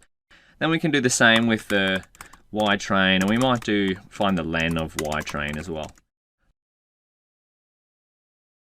Y train is the same length as X train, but it's only got the labels. And so if we compared the indexes here, it's got the labels for each of these samples. 132, 132. Wonderful. Now, what do we do? Well, now we've got our data into X and Y. We've got train and test as well. So we've got a training data and we've got testing data. The next thing is to build a machine learning model. And, we're working with classification. This comes to a point where it's like, what model should we use? Now we've got our data split into training and test sets. It's time to build a machine learning model. We'll train it, so find the patterns on the training set, and we'll test it, use the patterns, so using the patterns it's found on the test set. But what machine learning model should we use? Well, if you remember in the Scikit-Learn section, we checked it out, the Scikit-Learn machine learning map. So we're going to go in here. Wonderful. So this is our start. So if we followed this through, we know we've seen this before. We've got a classification problem. We're trying to classify whether or not someone has heart disease based on their health parameters or based on their medical parameters. So what we might do is only try a few of these. You could try all of them, but what we're going to try and do is use Neighbors Classifier. We'll use this one. So if we open that in a new tab, and then we're going to also use our trusty random forest. So we'll open that as well. So ensemble methods, there's a random forest in here. Random forest classifier, that's what we're after. Yes, beautiful. And we got here the nearest neighbors. Wonderful. So if we look through that, we'd see how we could use it, but we're going to see this in practice. But there's one more. If we go back here, back to our machine learning map, and it's not listed on here. I wonder why that is. Well, we're going to see it in the next video, what it is. I'll give you a little clue. It's called Logistic Regression, and you might be thinking, hey, we're working on a classification problem. Logistic Regression has the word regression in it. And why isn't it in this classification part? Well, that's a great question because I'm not really sure either, but we're going to have a look at those three models in the next video. So we'll create them, and we'll see how each of them goes, because remember, we're experimenting now. We're in our modeling/experiments phase. And one part of the experiments phase is trying different machine learning models. So that's what we're going to do. We're going to try 3 different machine learning models and see how they compare with their results on the test set. And then, of course, we want the best one. So let's do that. All right, I'm very excited. It's time to start modeling. It's time to start using machine learning to figure out whether or not we can classify whether someone has heart disease or not based on their health parameters. So in previous video, we said that we're going to try out 3 machine learning models. So we'll put them out here. We're going to try 3 different machine learning models. 1, logistic regression. 2, k-nearest neighbors classifier. And 3, random forest classifier. And if you're wondering how we came about these 3, it's because we went through this diagram, the Scikit-Learn machine learning map. If we followed this through based on our data, we came across here. A good question you might be asking is, hey, I don't see logistic regression. We kind of covered that before where it said, logistic regression, that doesn't really make sense. It's got regression here, so we're not trying to predict a number. We're trying to predict a category. Why are we using it for classification? And I was pretty stumped too when I found out that we could use logistic regression for classification. You might be thinking even further back, how did you even find logistic regression if it's not in here? Well, I was a bit confused at this too. I was wondering, why isn't logistic regression listed here? But after searching, if we go Scikit-Learn logistic regression, and you might be wondering, what if I didn't even know to search for Scikit-Learn logistic regression? Well, the way I stumbled upon this is I just went machine learning models used for classification problems. I searched something like that, and then someone suggested logistic regression. And so I decided to search logistic regression, and I found it in here, Scikit-Learn. It had an implementation. I could, of course, build it from scratch, but I'm more of a practitioner, right? I want to apply models that someone else has built in the past.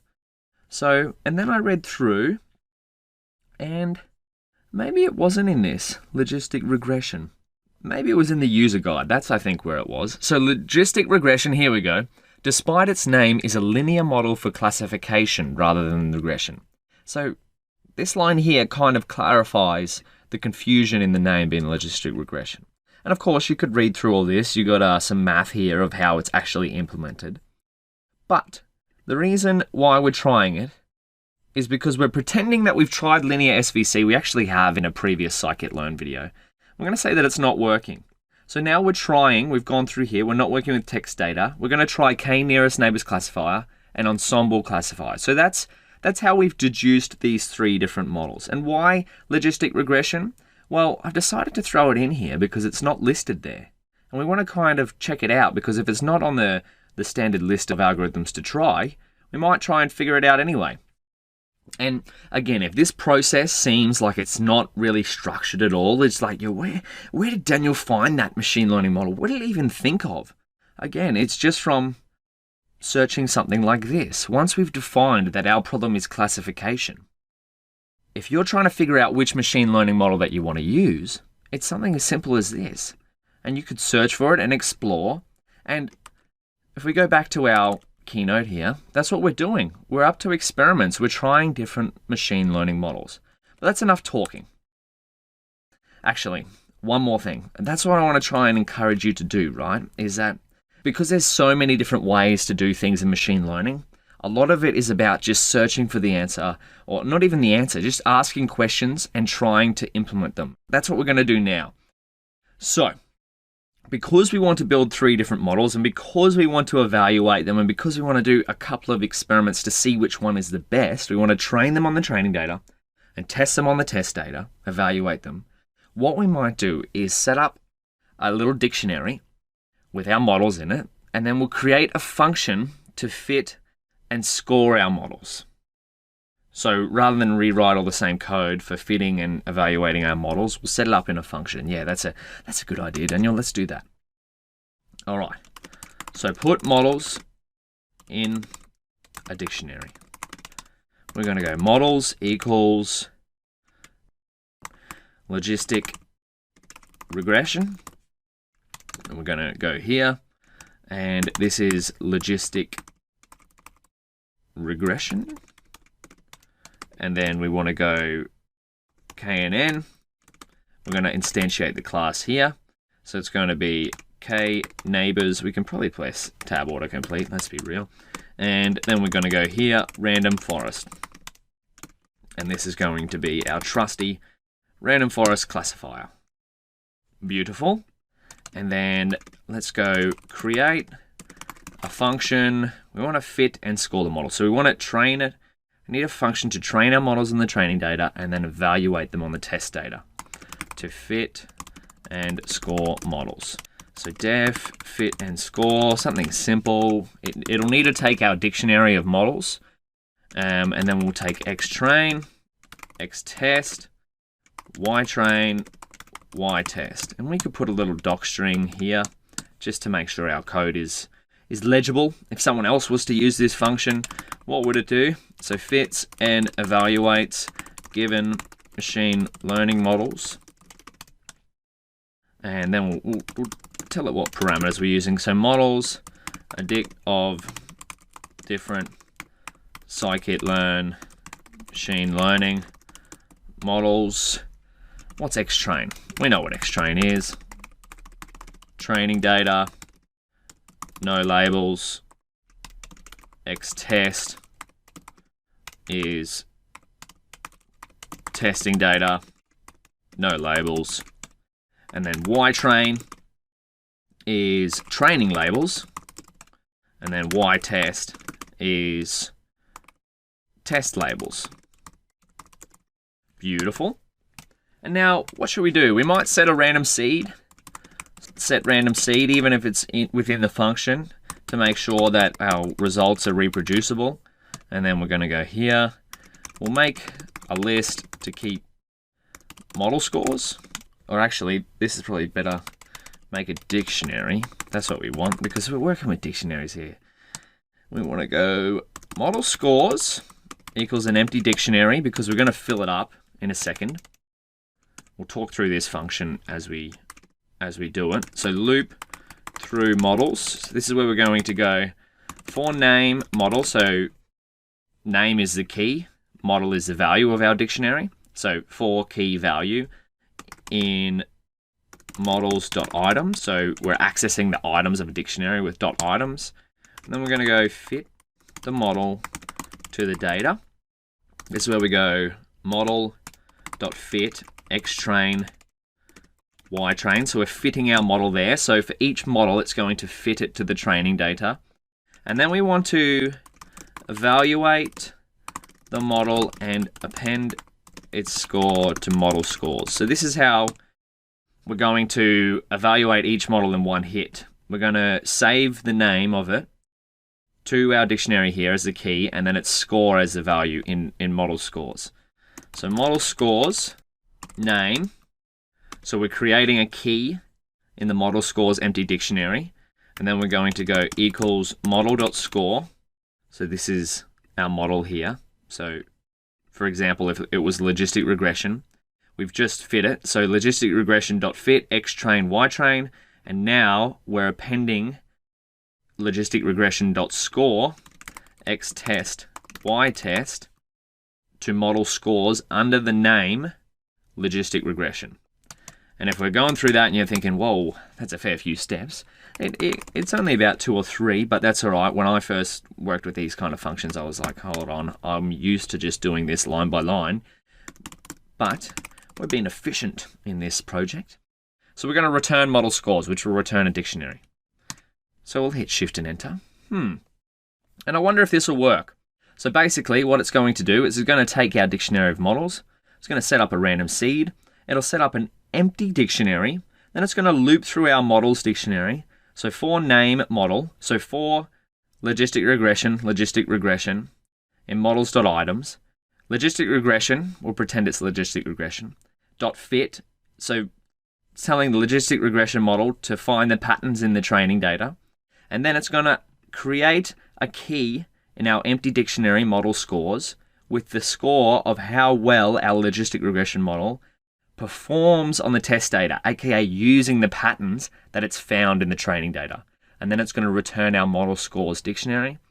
And then we're going to see how each of our model performs on the test data set.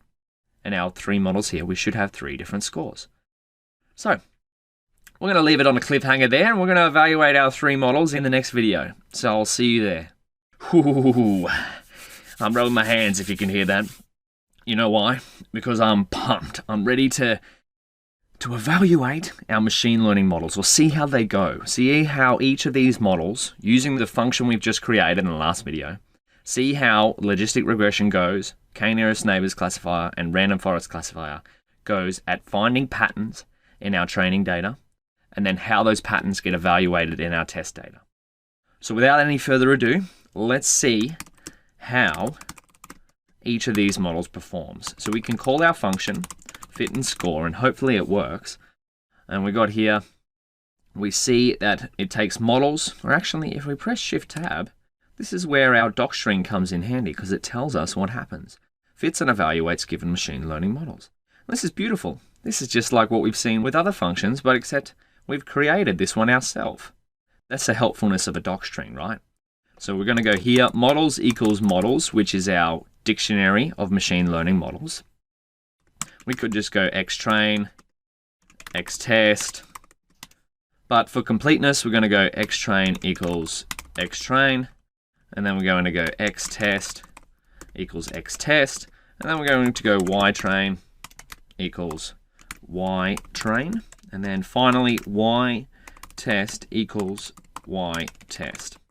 And if we've written a function correctly, what do you think it's going to return? I'll give you a few seconds. Okay, that's enough because we want to see it. If in doubt, run the code. So let's see what our function returns. Okay, so we get some warnings here. What does it say? Stop. Total number of iterations reached. That would require us to dive in. Increase the number of iterations. So this is where it's helpful. Increase the number of iterations, max iter, or scale it down. So this is saying that potentially our logistic regression model could be improved. And to figure out how you could do that, it would require going to the documentation for alternative solver options. But what we're going to do is just work with what we've got so far. So if we have a look at this, this is the score, how each of our models, without tuning, oh, that's a spoiler for what's coming up. This is how each of our models, as the baseline class, has performed on finding patterns in our test data. So it's getting the score here. This is what we're getting back. So if we look at this, which one's the highest? Look at that. Logistic regression coming in as the dark horse, not even on the machine learning map, right? And it's getting the highest score. Well, this might take a little bit of investigation because remember, where are we up to? We're up to experiments, and that's what we're doing here. An experiment is comparing different models, trying different models and comparing them to each other. Now, this is a comparison in a dictionary, but if we wanted to show this to someone, we might compare it visually. So let's do that nice and quickly. We can make a model. Actually, we might make a little heading here. So we go here, model, comparison. Beautiful. So model compare equals, we might turn our dictionary into a data frame because that's nice and simple. So model scores. This is just taking this dictionary here, model scores. And we're going to set the index to be, what does it have to be? It has to be a list called accuracy because that's what this score function here, because our models are all classifiers, their default score metric is accuracy. We saw that in their Scikit-Learn section. So if we go here, model.compare, we need to transpose it, plot.bar, boom. Now, I'll just show you why we need to transpose it, because if we did that, it would look weird like that, and we actually want it to look good like that. So this is quickly showing how accurate each of our different models are. And you can see logistic regression just tips out our random forest. And KNN, well, because that's nowhere near the accuracy of our logistic regression model, we're going to say goodbye to KNN. So once we've got this graph, this might be something that we can take to the boss or one of our colleagues and say, hey, look at this. We've built a machine learning model, a beautiful logistic regression model, and it's performed the best. So we're going to use the logistic regression model in practice. And so you might go, I found it. And your boss is like, nice one. What did you find? And then you're like, well, the best algorithm for predicting heart disease is logistic regression. And then she might say something like, excellent. I'm surprised the hyperparameter tuning isn't finished by now. And then you might wonder, what is hyperparameter tuning? Yeah, me too. It went pretty quick. So you're sort of covering yourself here.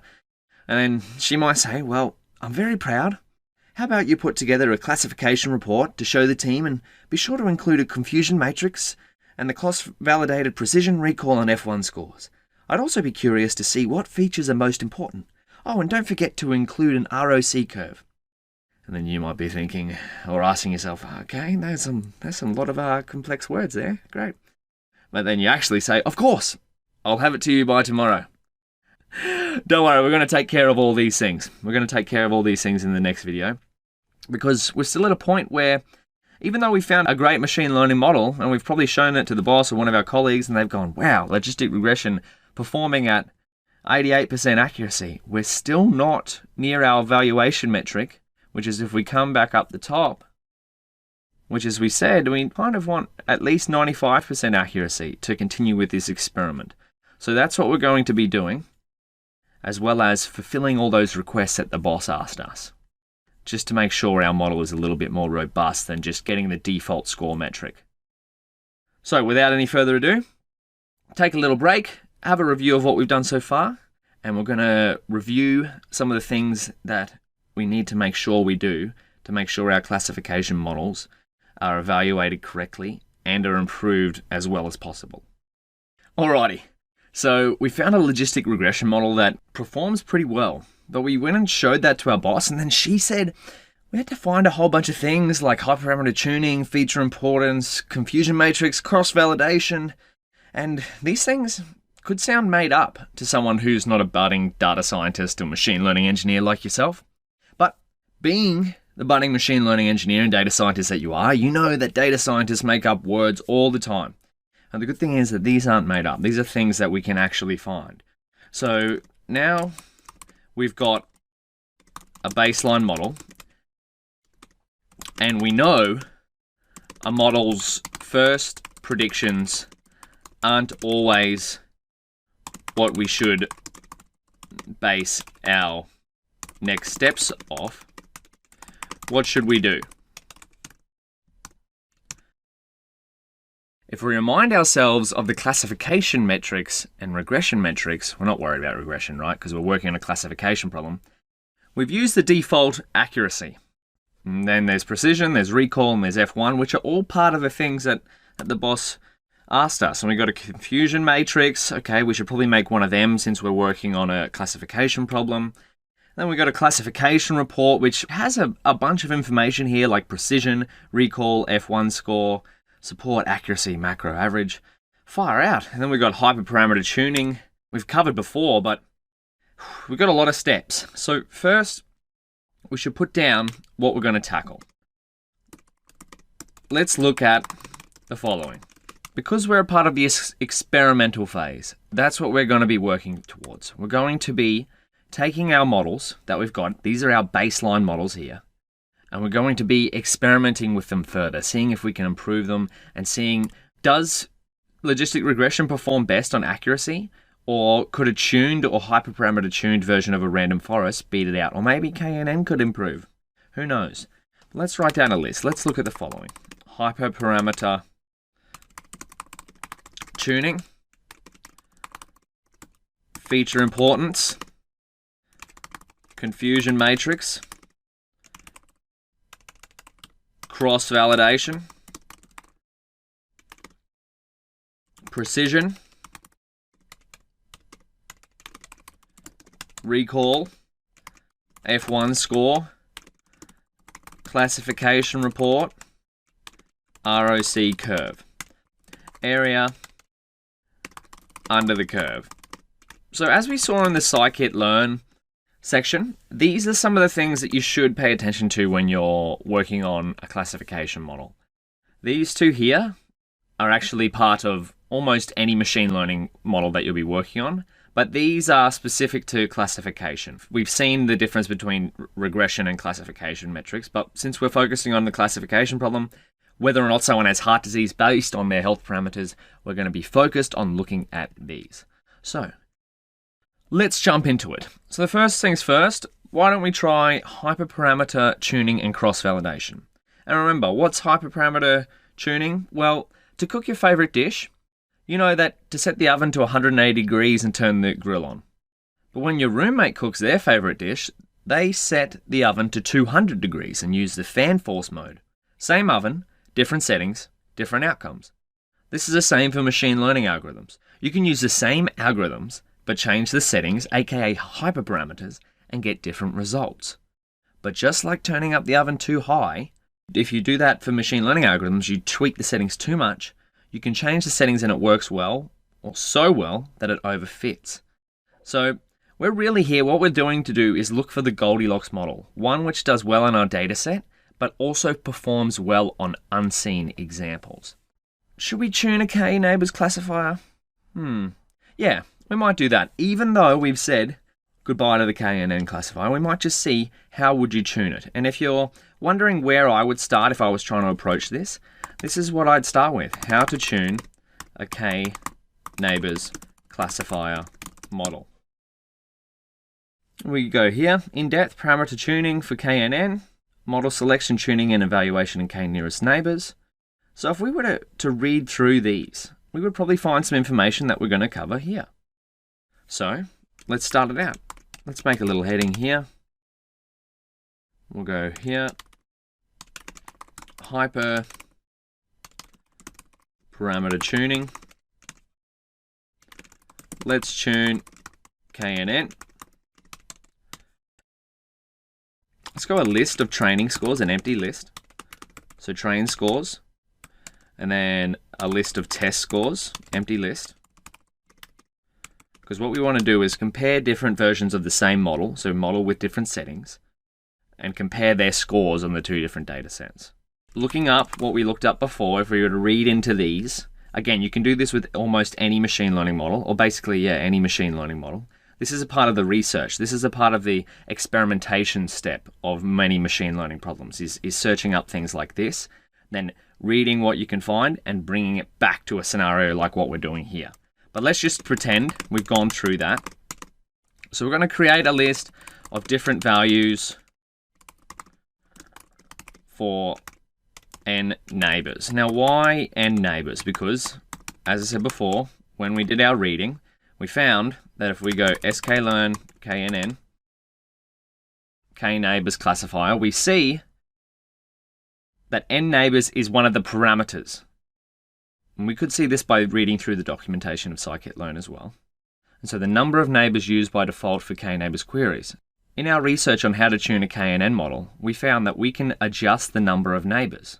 And if you want to find out more about this, you can check out the documentation. You can read it up here. So that's what we're going to do. We're going to create a list of different values. So the default here is 5. So maybe what we might do is try different values from 1 to 20 or something like that. So let's see here, neighbors equals range 1 to 21. Wonderful. And then we're going to set up KNN instance. So we'll go maybe KNN equals, what is it? We know this. K-Neighbors Classifier. Beautiful. And then we might go loop through. We need to loop through different n neighbors, which is our list that we made here.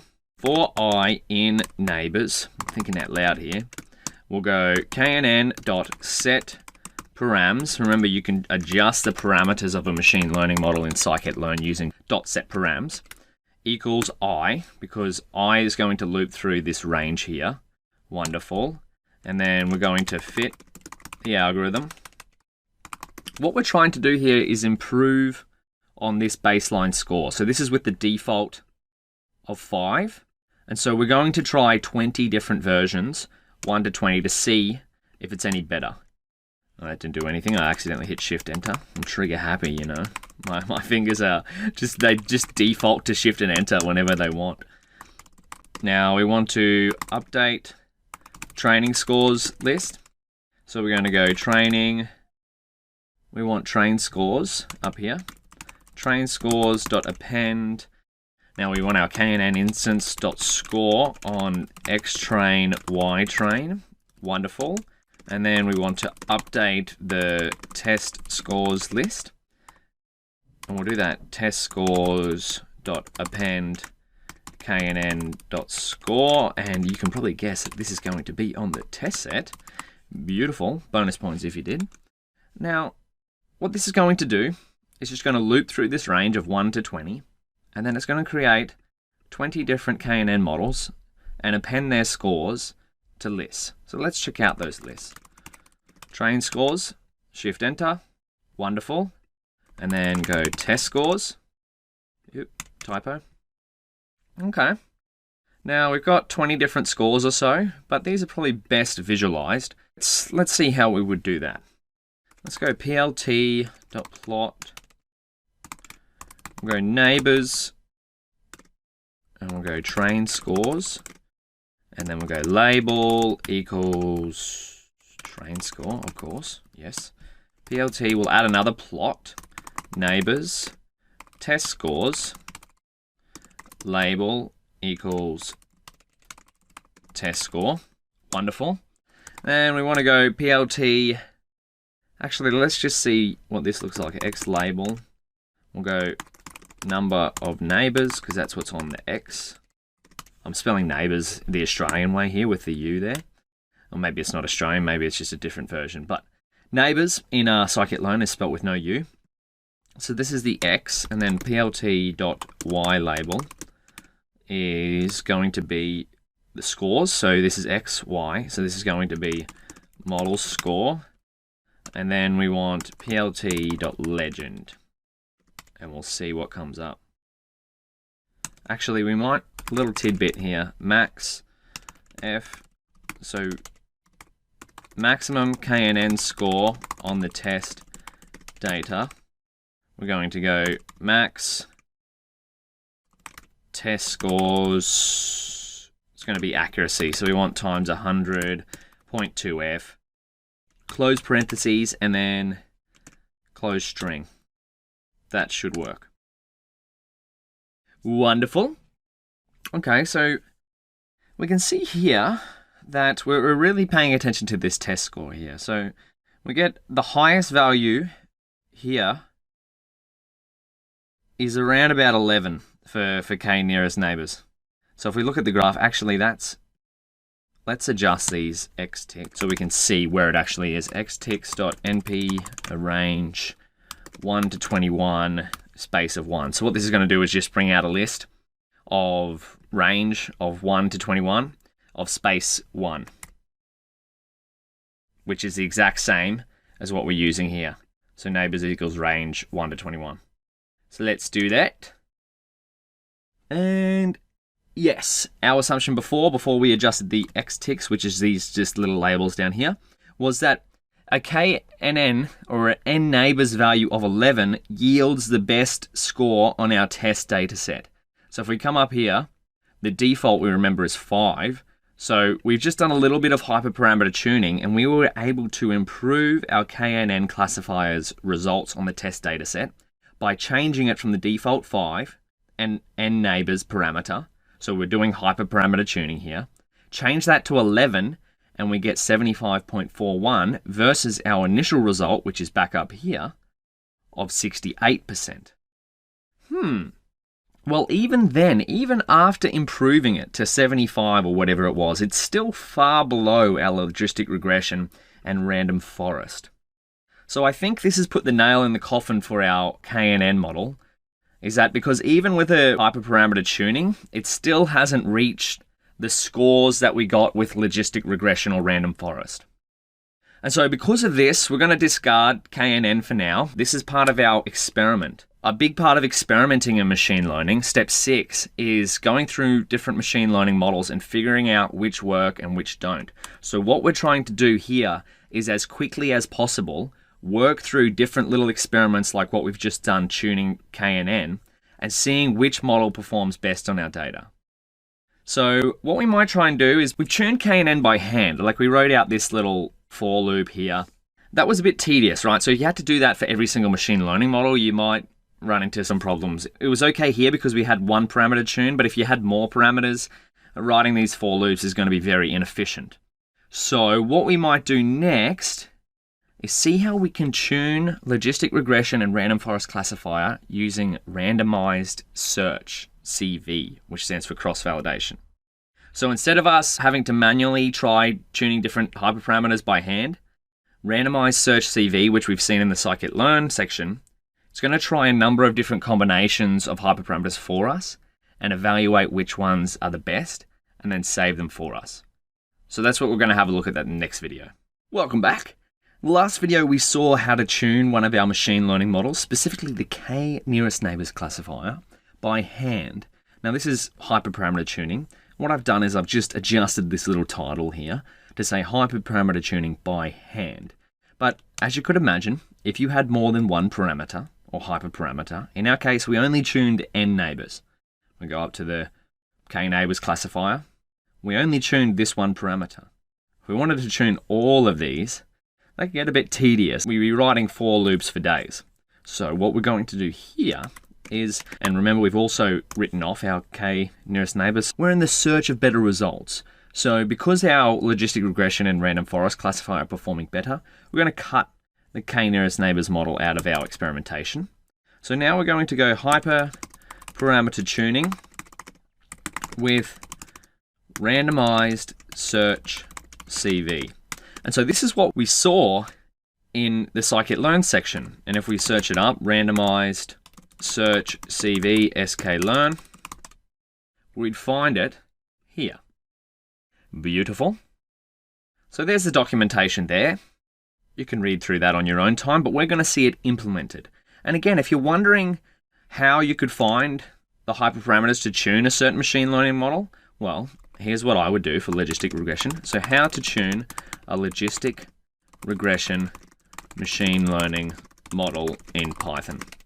Something like that. If we search that up, logistic regression model tuning with Scikit-Learn, beautiful. Logistic regression using Python, Scikit-Learn, hyperparameter optimization of machine learning models, tuning parameters for logistic regression. If we were to go through these and research it, do our own experiments and figure out things and ask more questions, you'd probably find some pretty good answers.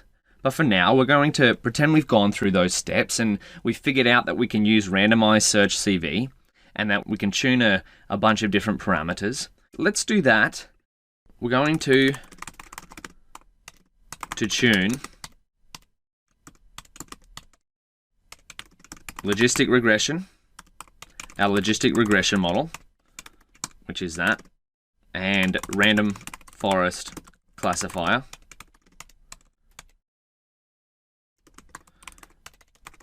Using randomized search CV. And again, if you need information about which parameters you can use for logistic regression, I've even spelled that wrong. Typical Daniel. Logistic regression and random forest classifier, you can go up here, sklearn logistic regression. So if we look in here, this is going to give us a list of different parameters, and you might read the documentation. And trust me, I did this. The first time I did this, I read the documentation and I'm like, this means all of these terms like elastic net, L2 penalties, bool. Actually, I know what bool means. True or false, right? All these things didn't mean much to me. It was only once I started to do some research and go through and figure out what all these different parameters actually meant was that I started to understand it. And the same goes for the random forest classifier. You could do the same thing. Put that into the Scikit-Learn documentation, or change this to be how to tune a random forest machine learning model in Python. These are steps that people like machine learning engineers and data scientists take every single day to figure out how to improve their models. No one in the beginning knows how to do this off by heart. Even after doing it many times, I still have to look these things up. So we go here. Let's see how we would do it. So the first thing to do with randomized search CV is, and if you're wondering what CV stands for, it stands for cross-validation. We saw that in Scikit-Learn. And more specifically, cross-validation, what it does is instead of doing a normal train and test split like we've done before by creating one training split and a test split, aka 80% in the training split and 20% in the test split, it creates, this should really be K, but I've done 5 because it looks nice here. This can be K-fold cross-validation. So 5 is the default in Scikit-Learn in the latest version, but you can really adjust this. And what it's going to do is it's going to create 5 different versions of training data and 5 different versions of the test data, and then evaluate different parameters. Remember, because we're doing hyperparameter search, evaluate different hyperparameters on all of these different sets of all of these versions of the training and test data, and work out which set of parameters or hyperparameters is best across these 5 different splits, rather than just being one single split. So if we go here, let's do it. So what we need to do is create a hyperparameter grid for logistic regression, and reading the logistic regression documentation, as well as searching up here for logistic regression, we figure out that there's a few hyperparameters that we can tune, such as the value for C, which if we look in here, if we go down here, C. So inverse of regularization strength must be a positive float. Like again, you could read this the first time in the documentation and go, what do any of these words mean? That's why it requires research to check it out. And then there's another one called solver. So we'll go here. We'll just have a look at what a parameter grid looks like. C, and again, there are more. We're only using 2 here. So we're only using C and Solver. You might find in your research that you could adjust the penalty, you could adjust the fit intercept, you could adjust a whole bunch of hyperparameters, but the overall concept of adjusting hyperparameters is what we're focused on. So we're going to set this. After our research, we know that a good value is np log space, -4. And if you're wondering what the log space, because I'm kind of throwing these things out relatively quickly, log space does, if we go here, returns numbers spaced evenly along a log scale. So the start, stop, number. So this is going to be between -4, between 4 and 50 of them. And if you're wondering what a log space is, these are the ways you can do it. Let's go, what is a log space? Log space reduction, L complexity. Can you explain in simple words what is log space reduction? So we could read that. Again, fair few complex words there, but after a little bit of effort, you'll be able to figure it out. So we go here. We're going to only really use one solver here because really after the research and finding what hyperparameters we should adjust, we find that C is probably the most valuable one for logistic regression. So we're only going to use one value for solver. So really what we're testing here, we're creating a grid of numbers on a log space between -4 and 4. So there we go. Oh, sorry, because it's a log space, it's 1 times 10 to the power of -4 up to 1 times 10 to the power of 4. So a pretty big space there. These numbers are pretty well separated. So let's get rid of that. And now we'll create hyperparameter grid for random forest classifier. Wonderful. And through our research, we find that some of the best parameters for a random forest are number of estimators, which is if we're using a random forest, and estimators is how many trees that we have in our forest. So np arrange. And you might be wondering why I'm using ranges here when I'm going through this. Well, the reason is because if we look up the documentation, I know in a previous video we haven't explicitly used range, we've used a list. Just for a refresher on what a range does, let's check out this.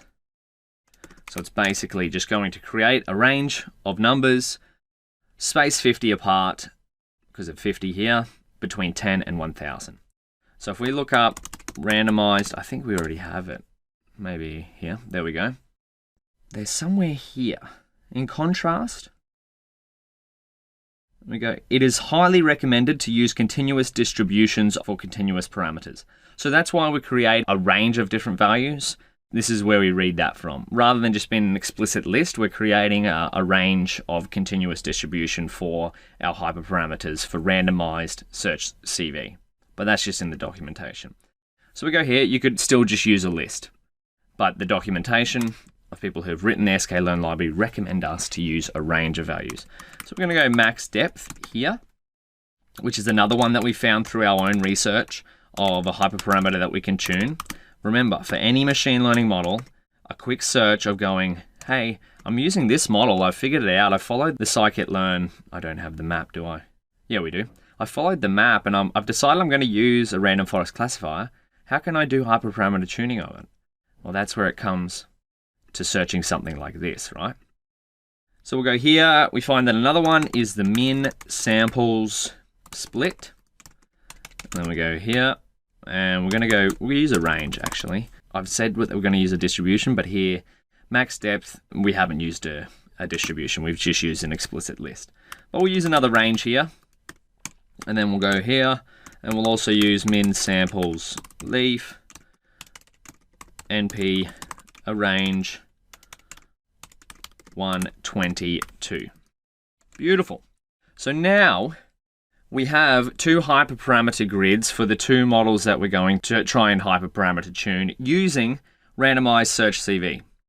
So what we'll probably do is we'll end this video here and then we'll come back and we'll use these two grids along with randomized search CV to try and improve our results of our logistic regression model and our random forest classifier beyond what we initially got. So beyond these initial values that we got. And remember, these values were obtained without using cross-validation because we only used a single train and test split. Whereas, if we go into Keynote, in cross-validation, so this is what we used to get our original scores, a single train and test split. Whereas in cross-validation, we're going to be using multiple train and test split. Remember in the Scikit-Learn section, we discussed that if you're going to provide a metric in terms of how a model is performing, it's probably best to use a cross-validation metric, especially with classification problems.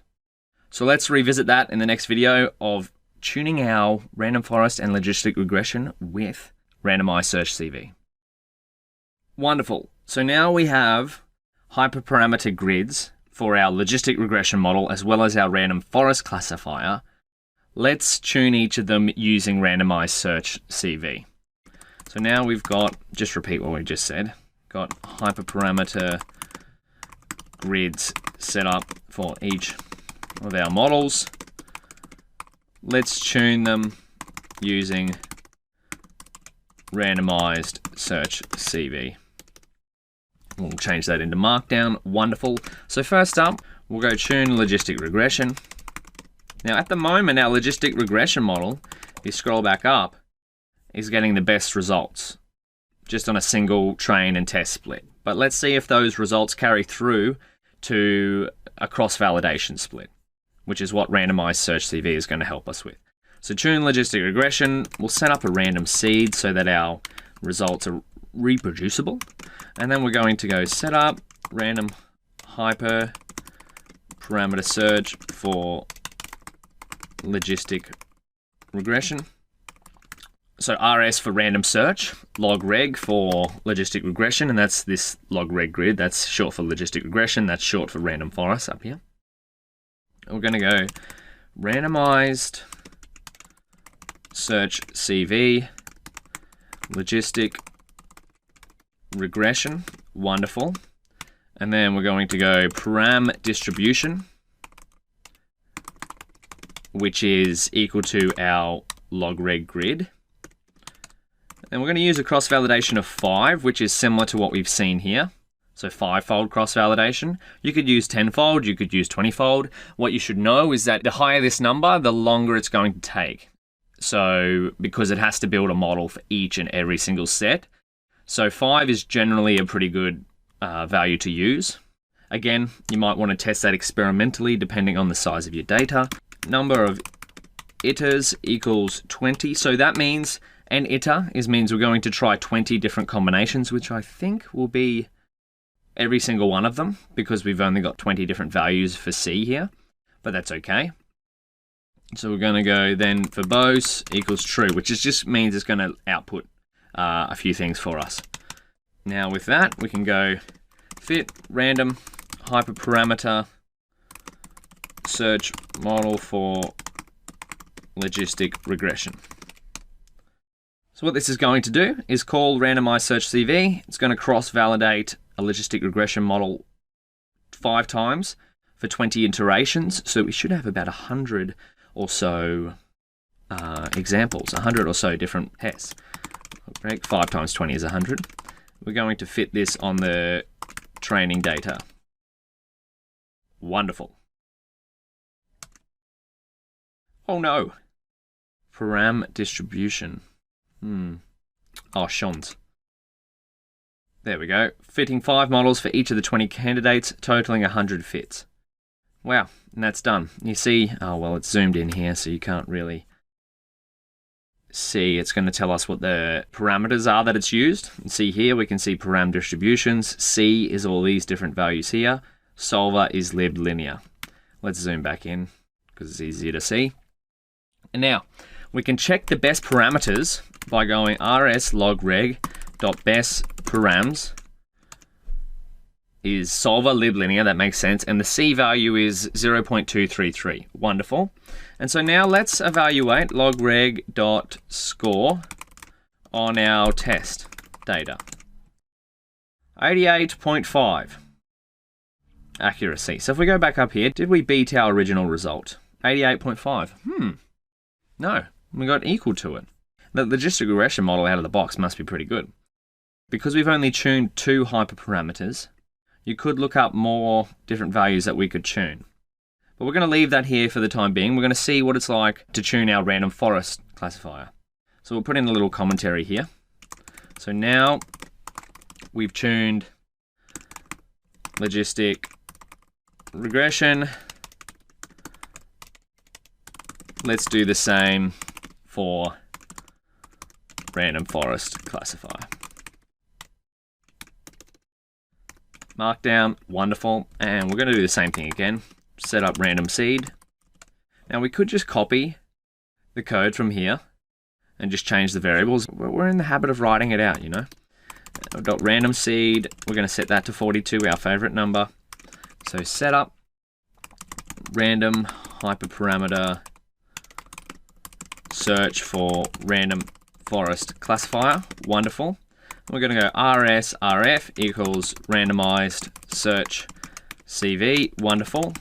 We're going to put in our random forest classifier. And then we're going to pass it param. We'll just use tab autocomplete, so we're not doing typos here, Daniel, come on. Like we did before. So we're going to pass it the RF grid, which is the random forest grid. So our hyperparameter grid up here. So we'll come down here. What's next? CV, we're going to set that to 5, so 5-fold cross-validation. Number of iterations is going to be 20 again, so we're going to try 20 different combinations of these hyperparameters. Now, if we were to add these all up, so this is 50 times 4, 200 times 2, or actually, yeah, times the space between here. So this is going to be a lot more. Let's just leave it at that. There's going to be a lot more different combinations, but we're only going to try 20 of them. So randomly try 20 of them. So verbose equals true. Then we go fit random hyperparameter search model for random forest classifier. Wonderful. And we'll go RF, which stands for random search, random forest. Fit. We'll do it on the training data. Ytrain. Wonderful. What's happened here? We've got something wrong again. Invalid parameter. Mid samples lead. A typo. The classic. Min samples lead. Hope you noticed that when I was going through. It's alright if you didn't, because I didn't notice it either. Now we'll run this. So this should work. This might actually take a little while. Hope not. If it does, I'll pause the video and we'll come back when it's finished. Well, we just finished up, so that took about a minute or so on my computer. It'll also depend on how fast your computer's processing speed is how fast it goes through this sort of process. It does have to build 100 different models. So let's check it out. Now that it's finished, how can we find the best parameters of our random forest random search model? You might already know this, because we just did it with the logistic regression. It's okay if you don't. Find the best parameters. This takes a little bit of practice. Find the best hyperparameters. I'll give you a second to think of it. Hint, it's in an attribute. It's in an attribute of this one here. All right, let's figure it out. So we're going to call the best params attribute. And so this is going to show us our best parameters. So number of estimators, the best results were 210. The best min samples split was 4. The best min samples leaf was 19. And the best maximum depth was 3. Remember, that was only 20 different models. So 20 candidates. We could increase this to 100 or something. That would take a little bit longer. But in our case, 20 is enough. We're focusing on the principle here. We could revisit this in a second to try and improve our results. But what we're trying to do here is just minimize our time between experiments. So let's figure out how our random search, random forest model went. So evaluate the randomized search, random forest classifier model. Now RF score, X test, Y test. How did it do? 86.88. Let's go back up here. How did it perform versus our original scores? Oh, we got a little bit of an improvement. Yes. So this is our initial random forest model. 83.6 accuracy, because remember if you times that by 100. But even though we've gone up a little bit, we've gone up a few percentage points to 86.8, we can check out the original one here, model scores. Our logistic regression model is still, our default one is still better than the random forest, than the tuned random forest. Now, of course, we might be able to try different hyperparameter combinations to try and push our random forest model further. But what we might do is, because we're trying to minimize our time between experiments, we might push on with our logistic regression model. So now, you see how we're going through this process of elimination? Trying to figure out which model works best for us, which doesn't work, and then just slightly incrementing on the one that performs the best. That's where we're up to now. We're well and truly in the experimentation phase of this 6-step framework. We're trying out different models, we're trying out different hyperparameters. So now we've searched better hyperparameters for our logistic regression model back up here using randomized search CV. What we might do now is use grid search CV, which exhaustively searches through hyperparameters. Rather than randomly looking at different combinations of hyperparameters, as we saw in the Scikit-Learn section, grid search CV, and you can look up the documentation for this, sklearn grid search CV. Grid search CV searches an exhaustive search over specified parameter values for an estimator. So that's what we might do now with our logistic regression model. There's a couple of steps for hyperparameter tuning. 1, you could go by hand.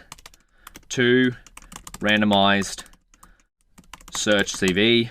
3, grid search to really narrow things down. That's what the process we're following now. We eliminated K and N with tuning hyperparameters by hand. We eliminated our random forest model. Again, we could always revisit these things. This is part of the experimentation using randomized search CV, because our logistic regression model is performing better than our randomized search random forest model. So now we're going to use grid search CV with our logistic regression model. So have a little review of what we've done. See if you could try a different hyperparameter grid for each of our logistic regression and random forest in our randomized search CV. See if you can try some different parameters. Maybe you increase the number of iterations. See if you can push those results a little bit. But for now, in the next video, we're going to focus on tuning our logistic regression model using grid search CV. All right, let's see how we can tune the hyperparameters of our logistic regression model using grid search CV. So grid search CV. Beautiful. And if we put a little note here, since our logistic regression model, now remember, it's quite confusing. I still look at this and think it's a regression model. This is a classification model. Provides the best scores so far. We'll try and improve them again using grid search CV. So if you want to look up the documentation for grid search CV, it's in Scikit-Learn. You can just search Scikit-Learn grid search CV, and you'll see it's an exhaustive search over specified parameter values for an estimator. So what we might do is just recreate different hyperparameter grid. So different hyperparameters for our logistic. And again, if you want to find the different hyperparameters you can choose for a machine learning model, in our case it's logistic regression, you could search something up like this. So how to tune a logistic regression machine learning model in Python. That's where we found things like what we're going to create here. So log reg grid, we've made this up here before, but we're just going to bring it down so we've got it in our line of sight. Log reg grid. So we'll just basically put in the exact same thing. So C equals np.log space -4 for 20 different spots. Actually, we might, just for fun, you know, we're going to increase this to 30. Because we're using grid search, why not? Why not live on the edge, you know? Create different hyperparameter spaces that we haven't seen before. That's what life is, exploring things we haven't tried before. That's where all the fun is. So we'll go setup, grid hyperparameter, search for logistic regression. We'll go gs log reg equals grid search CV. That needs a little capital there. Maybe we'll use tab autocomplete for this just because we're we're keyboard ninjas here. Now, the difference between randomized search CV and grid search CV is this little hyperparameter here. In grid search CV, it's just called param grid. In randomized search CV, it's called param distributions. So then we'll pass it this. Our new logreg grid, which has 30 intervals between -4 and 4 on a log space, because we are living dangerously here. And CV equals 5, and then we're going to go verbose equals true, just to put out our little outputs of what's happening. Now you'll notice there is no n-iter here, unlike in randomized search CV. There's n-iter because grid search CV tries every single combination of parameter in here and finds the best one. So we're going to go fit. We've saved this, by the way, our logistic regression grid search to GS logreg, for GS is for grid search. So fit our grid hyperparameter search model, wonderful, GS logreg dot fit X train, Y train, and then we go boom, run. This is going to fit 5 candidates because totaling 150 fits over 30 different sets of hyperparameters, because we have set CV equal to 5. And it's done already because logistic regression is nice and fast. And so check the best hyperparameters and go GS logreg dot best params. Wonderful. Okay, so we've got a C value of that, really long number. Solver is live linear. Well, we kind of guessed that because there's only one option there. How can we evaluate this? We want to evaluate the grid search logistic regression model. So we'll use our test set again. So GS logreg dot score on our test data, X test, Y test, and let's see. 88.5. Did we get any better? Come back up here. So if we look at our randomized search logreg, we got 88.5 as well. Are the later decimals different? No. They're the exact same. Well, it looks like our randomized search and our subsequently, I think our baseline logistic regression model got that same score. Subsequently, the logistic regression model has done very well. That's pretty good for a model that doesn't appear in this classification map. So Scikit-Learn, I think you guys need to put logistic regression in here because otherwise people are going to be missing out on it. So that's something to keep in mind, right? Is that although you find these maps and these cheat sheets online, it still helps to do your own research and not just rely on this handful of stuff that's going on here. Because remember, we know how broad machine learning is. Like, just look at this. There's just a lot going on here, but even within these little bubbles themselves, there's still more that can be done. So that's, I can't stress enough how important it is to try your own research. Okay, so now we've tuned our logistic regression model using grid search. We get the same results as before, even with increasing the number of different parameters that our logistic regression model was searching over. What we're going to do now is probably stick with this logistic regression model. We could spend a little while on this hyperparameter tuning, like going through different resources here, like this one here, hyperparameter tuning. We may be able to squeeze out another % or a couple of % of accuracy. But for now, we've got a few requests from our boss. Remember, she was telling us earlier, we need to have a look at the following. Hyperparameter tuning, feature importance, what's that? Okay, well, we've done hyperparameter tuning. We've figured out logistic regression is probably the model we're going to stick with for now. We got a confusion matrix. We've done a bit of cross-validation through randomized search CV and grid search CV. We need precision, recall, F1 score, classification report, ROC curve, area under the curve. My goodness. All right, well, let's do it. So that's probably what we're going to do over the next few videos is use our grid search logistic regression, use our logistic regression model with its best hyperparameters that we found using grid search to get the things like the ROC curve, the confusion matrix, the classification report, the precision, the recall, the F1 score, and all those other classification goodies that you should use with every classification model. So maybe you want to try a few different parameters with grid search by searching up something like this. That can be a little extension, but otherwise we'll move on to the things that our boss is asking for us to make sure that we're reporting our results and our classification models correctly. Now we've tuned the hyperparameters of our logistic regression model and it's getting pretty good score here. But remember, this score, the default score for a classifier is accuracy. What we want to do now is create some evaluation metrics around our model that go a little bit beyond accuracy. More specifically, let's create our tuned machine learning model. Actually, machine learning classifier is probably a better one, because these evaluation metrics are specific to classification. So we're going to go beyond accuracy. So here, more specifically, we want an ROC curve and AUC score. We also want a confusion matrix. I'm putting 4s in there. That actually looked like it was from the matrix with lots of numbers. You know, that flowing green screen. We want a classification report. What else do we want? We want precision, recall, and F1 score. And it would be great if cross-validation was used where possible. So let's turn that into Markdown. So this is what we're going to be working on. We'll use our tuned grid search logistic regression model as well as the best hyperparameters for it. And we'll see where they come into play in a second. So first of all, when we evaluate a model, it's always comparing how a trained model's predictions compare to the truth labels.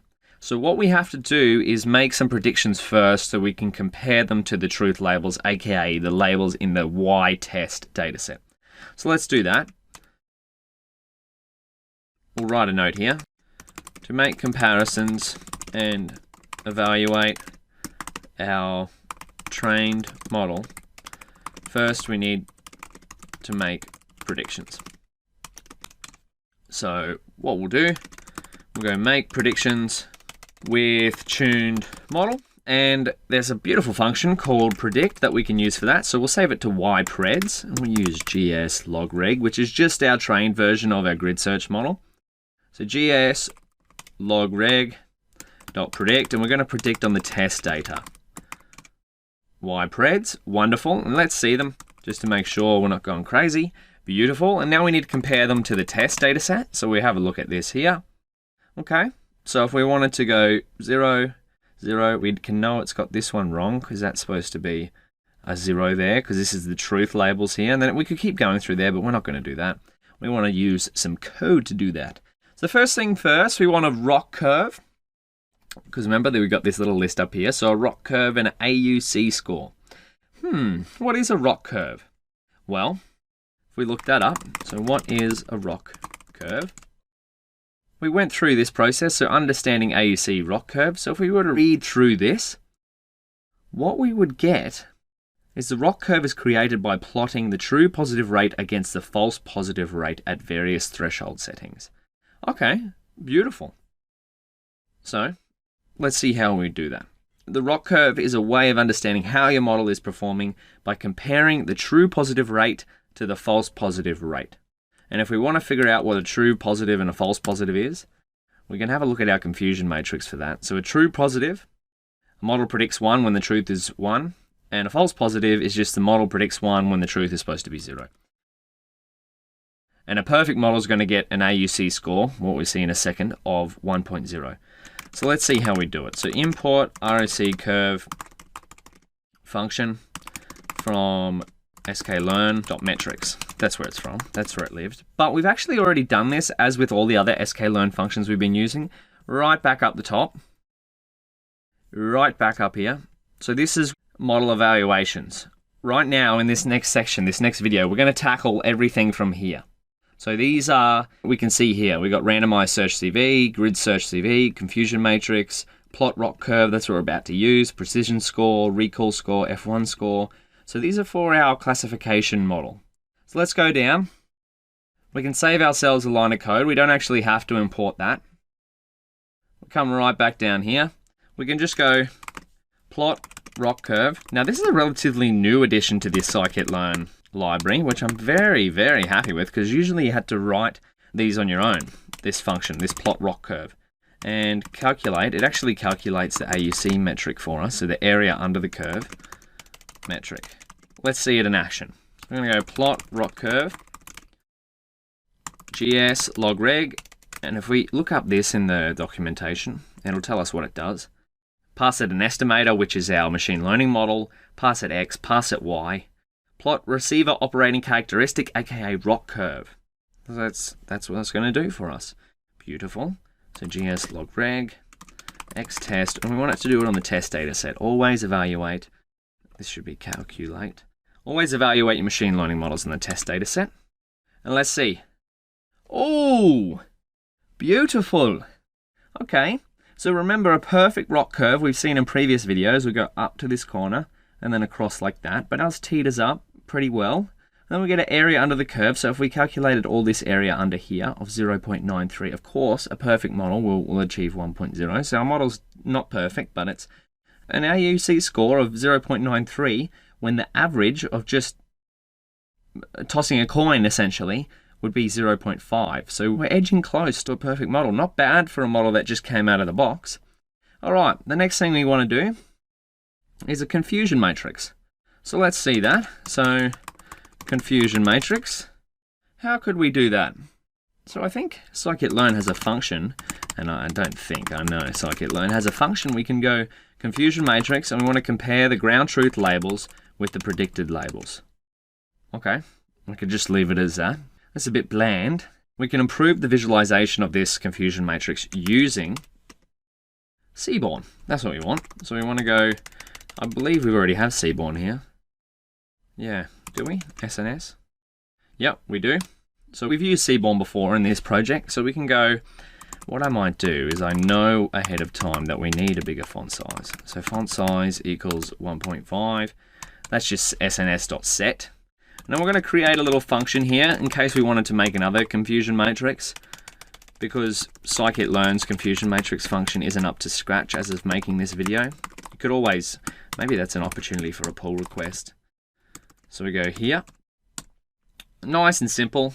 So we're just going to pass it, this function, our test labels and our predicted labels, and then we're going to create a nice looking, plots a nice looking confusion matrix using Seaborn's, we've seen this before, heat map. Wonderful. So we'll go fig ax equals plt.subplots, fig size equals 3, 3. Oh, shift enter, trigger happy again. Ax equals sns.heatmap, wonderful. And we're going to pass it the Scikit-Learn function, confusion matrix, y test, y preds. And then we want to add here a not, so annotate, yes, please.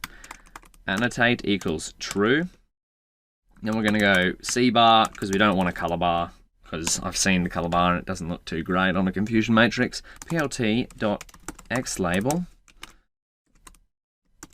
true label, and then we're going to plt.ylabel, we're going to go predicted label. And let's see it. So we're going to go plot conf mat, confusion matrix, y test, y preds. Oh no, what have we done? Font size.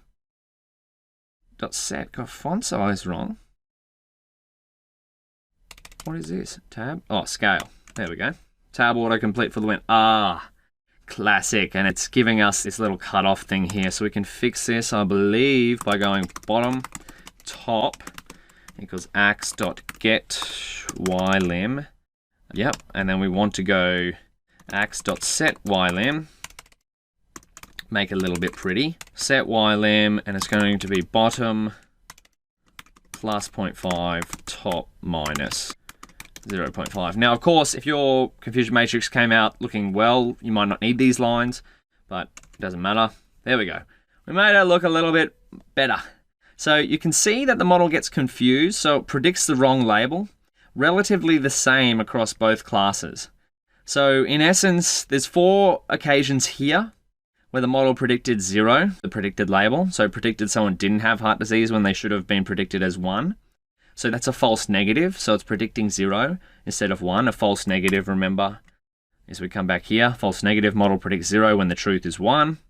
And over here is the false positives. So AKA, we've got 3 instances here where a model predicts 1, someone does have heart disease when they actually don't. And you can see these are both things that we want to avoid, right? Especially when we're thinking about something as severe or as serious as heart disease. Even predicting when it's not present, so here if we predict 0, so no disease when it is present, okay, that's bad. But also predicting that it is there when it's not actually there, that's also bad. So that's something that you want to have to consider when you're building these type of models. Is a false negative worse or is a false positive worse? And again, a perfect model would have none of these, but in reality, you're going to probably end up having some sort of confusion here with your model. You're not going to, ideally, these would be perfect across here, across the line. Now, we've done a confusion matrix. We've got that there. We could share that with our boss. We could share that with our boss, a ROC curve there. What's next? Classification report. Okay, and it would be great if cross-validation was used where possible. All right, so that's what we might tackle in the next video. Okay, so we've got a confusion matrix, and we've got a ROC curve as well as an AUC metric. Let's write this down, actually. Let's communicate with ourselves. So now we've got a ROC curve, an AUC metric, and a confusion matrix. So we've got a ROC curve, an AUC metric, and a confusion matrix. Let's get a classification report as well as cross-validated, this is a key one here, cross-validated precision, recall, and F1 score. Beautiful. So if we want a classification report, we've already imported the function there, so we can do it. We go print classification report. Now, classification report is going to give us the precision, recall, and F1 score, but let's see it first. Classification report, we can find it by passing it y_test and y_preds. Boom. This has given us everything that we need, right? Cross-validated precision, recall, F1 score. Well, not really. The reason being is because this classification report, it's been on y_preds, it's only being done on one set of test data. So we've got a classification report. It's been found by this, and we can tell that by coming up here, back to where we made predictions. So we only made predictions on the test data set. So if we come back, we only made predictions on here. So what we need to do is a cross-validation score of precision, recall, and F1, which is the values that we've got here, precision, recall, and F1. Now, you might be looking at this going, Daniel's telling me we need to cross-validate precision, recall, and F1. Still not exactly sure. I kind of forgot what's actually going on here, but that's okay. Let's get a refresh of what's happening. We've got precision. So precision indicates the proportion of positive identification, so aka the model predicts class 1, which has heart disease, which were actually correct. So a model which produces no false positives, right? So a false positive up here is false positive, predicted 1 when it's supposed to be 0. A model which predicts none of these has a precision of 1.0. All right, so that's precision. Now recall indicates the proportion of actual positives which were correctly classified. So a model which produces no false negatives has a recall of 1. So a model which produces no false negatives, so remember, false negative is where the model predicts 0. In a binary classification, predicts 0, where it should have predicted 1. So a model with 0 in this box will have a recall of 1, and a model with a precision of 1 will have a 0 in this box. So if our model was perfect, these would both be zeros, and our precision and recall would both be 1.0. And now F1 is a combination of precision and recall. So if our model was perfect and had precision and recall scores of 1.0, F1 would also be 1.0. Now support.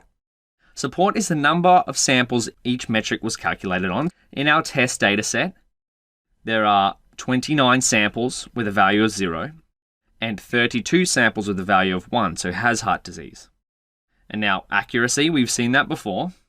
And macro average, this is short for average, is the average precision, recall, and F1 score between classes, so between these two.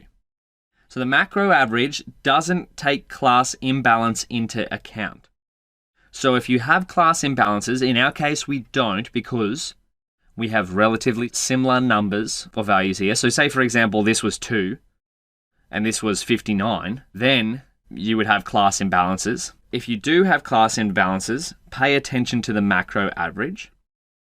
But for the weighted average, is the weighted average precision, recall, and F1 score. So weighted is the key here between classes. So weighted means each metric is calculated with respect to how many samples there are in each class. So aka this metric will favor the majority class, e.g. this will be a high value when one class outperforms another due to having more samples because that class has more samples and it will be given a higher weight. Whew, that was a bit of a mouthful, but you can look up this information in the classification report documentation. So classification report, Scikit-Learn. You can also look up each of those metrics that we just covered individually, right? So if you wanted to find out more, actually, we want the user guide. There we go. This is going to tell you some information about the classification report. If you want to search for more, you go precision, recall, F1, and you could look these up, macro average, weighted average, in the Scikit-Learn documentation. But remember, we just said before that these metrics here are only calculated, if we look at our cross-validation diagram, are only calculated on one test split. So what we want to do is recalculate these metrics, but with using cross-validation, which makes them a little bit more robust. So how could we do that? What we might do is wait till the next video. So spoiler alert, in the next video, we're going to calculate these metrics here using cross-validation. So in the last video, we left off saying that these metrics here, precision, recall, and F1 score, are only calculated using one split, train test split. So only calculated using one. But we want to prefer using cross-validation where possible. So that's what we're going to do. Let's make a little heading. We'll go calculate evaluation metrics using cross-validation. We'll write it here. We're going to calculate precision, recall, and F1 score of our model using cross-validation. And to do so, we'll be using, we'll put this one in code, cross-val score. So we've seen this one in the Scikit-Learn section, cross-val score. And if we look it up here, as we always want to do, so cross-val score, what's it say? So it takes an estimator, it takes an X, it takes a Y, evaluate a score by cross-validation. The thing we want to pay attention to here is scoring. So if we go to scoring, is string callable. A string or scorer callable object function with signature, which should return only a single value. Okay, so this is the parameter we're going to use to evaluate our model using cross-validation with different metrics. So we're going to change the scoring string. So let's see that. We'll set up a new logistic regression model instance with our best hyperparameters. What were our best hyperparameters? So let's go check best hyperparameters, because we want to set up one of the best models that we can and then use cross-validation on it to evaluate it. gs log reg dot best params. Wonderful. So now we're going to create a classifier. We'll go here, create a new classifier with best parameters that we found. So CLF equals logistic regression. C equals, we're going to just copy that here. Wonderful. Oops, we forgot the 0. That's a very long number there. And then solver equals, now again, these parameters might be different if you've done your own hyperparameter tuning and found some better ones, but that'll do for us for now. Wonderful. So now we've instantiated a model with the best hyperparameters. Let's use cross-val score along with the scoring parameter to get some cross-validated metrics. So what we do, I've actually forgotten. We'll go here. We're going to calculate, yes, there we go. So we want accuracy. I go here, cross-validated accuracy. So we might do 4 cells and we go here, cross-validated precision. cross-validated recall, and then cross-validated F1 score. Wonderful. So let's do that. So we're going to CV AC, which stands for cross-validation accuracy, equals cross-val score, and we're going to pass it our classifier, which we just instantiated here. We're going to pass it all of the X data because we can now, because we're using cross-val score, and all of the Y data. We're going to set CV to 5, and we're going to set scoring to be accuracy. Beautiful. And then we're going to check out what CV AC looks like. And we can take the mean of this, because remember, what has it done? It's evaluated our model over 5 different splits. So if we take the mean of it, right, that's going to get the average accuracy across these 5 different splits. So let's do that. So we go mp.mean, CV AC. Wonderful. So that's our accuracy there. So we might save that actually. We might just override our value. And then we'll go CV AC. Beautiful. And now let's do the same with these other ones. We'll go here. We could just copy the code here. Again, you don't want to get into the habit of copying code. We should really functionize this, but we're just going to keep rolling with the punches, what we're doing now. And by functionize this, I mean because we're doing relatively similar calculations the whole way through, we could just make it function. So there's the precision. Might override this to be precision equals MP mean. And then see it again. Wonderful. And then we can do the same thing here, except for recall. What we might do is be a little bit tricky. Put in spaces here. When you hold command, you can put little cursors here. So if we just change this all to recall. Oh, happy days. Look at that. I got 5 cursors on the go. Recall. Wonderful. Oh, that's a nice recall score.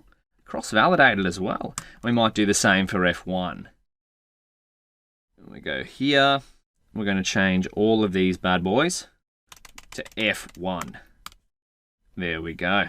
We might put a little space here so our code is looking Pythonic. Wonderful. All right. And so now we've got all these cross-validation metrics or cross-validated metrics that our boss is requesting. It's not really good to just have them here sitting in a Jupyter notebook. Like all of our other valuable stuff is in a nice, neat little table. There's our classification matrix. That looks really good in a presentation, you know? This is something that someone could look at and go, yep, I can see that value is pretty high. I can see what's happening here. Let's do the same. Rather than just having them all spread out, let's put it into a graph of sorts or a visualization. So we go visualize our cross-validated metrics. So we're going to create CV metrics as a data frame. I mean, yeah, we probably really should have functionized this to begin with, but that's all right. Sometimes you have to just go through the old-fashioned way and then realize where you've gone wrong and see how you could improve it. Maybe that's a little extension you could try yourself, is see how you could functionize some of what we're doing here. Maybe it just cross-validates X and Y using different metrics and puts it all into a nice little presentation. All in one hit. That would be a good practice. CV recall, and then we go F1 is going to be our CV F1. Wonderful. We need to set an index equals 0. Beautiful. Then we can create a plot, CV metrics. Now I've done this before, spoiler alert, so I know I need to transpose it. Bar title equals cross-validated classification metrics. And do we want a legend? No, we don't. False. Let's see what that looks like. Beautiful. We're going to put a little semicolon here. There we go. So maybe we could probably add like the numbers on here so people know exactly what they are, but we see our model's doing pretty well on recall. And again, we could probably add our cross-validation results from our random forest model or our k-nearest neighbors classifier or any other classification model that we may have tried during our experimentation phase. Remember, this experimentation phase, it's an iterative process, right? Just going back and back and back and forth through here. So we could add that to here and see which model performs best. But for now, we're sticking with Logistic Regression. And this looks like something that we could share. So what do we have left now? Well, let's scroll back up to where we put down what we've ticked off. Have we ticked off everything? The things our boss was asking, the things we previously didn't know how to do, but now we've seen them in action. Whew. All right. So we've got cross-validation, precision, recall, yep, classification report, tick, ROC curve, tick, area under the curve, code fusion matrix, yep. The thing we're missing out on here is feature importance. All right, well, let's see how we do feature importance in the next video. All right. To finish off this proof of concept that we're working through of predicting whether or not someone has heart disease, we're going to fulfill the last requirement that our boss asked of us, and that is feature importance. So let's make a little heading here. Feature importance. It'd be beautiful. Now, what is feature importance? Well, feature importance, let's just put a little note to ourselves. Feature importance is another way of asking which features contributed most to the outcomes of the model. And you could also extend it, and how did they contribute? This is useful to know, since we're trying to predict heart disease using a patient's medical characteristics. Which characteristics, for a refresher, we've seen this a few times now, but we'll refresh ourselves. We're using this data here. So, which one of these characteristics of age, sex, CP, all these other ones, cholesterol, phthalac, exang, and if you want a breakdown of what they are, we can revisit our data dictionary up the top. We're looking at here, feature importance. Which one of these contributes, and how do they contribute, or how much do they contribute to predicting the target? So, how would you exactly find it out? Well, finding feature importance is different for each machine learning model.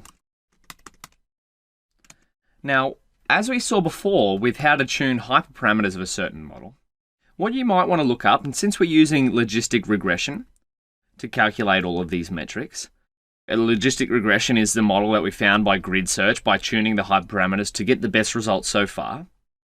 What you might look up is something like this: how to find feature importance using logistic regression.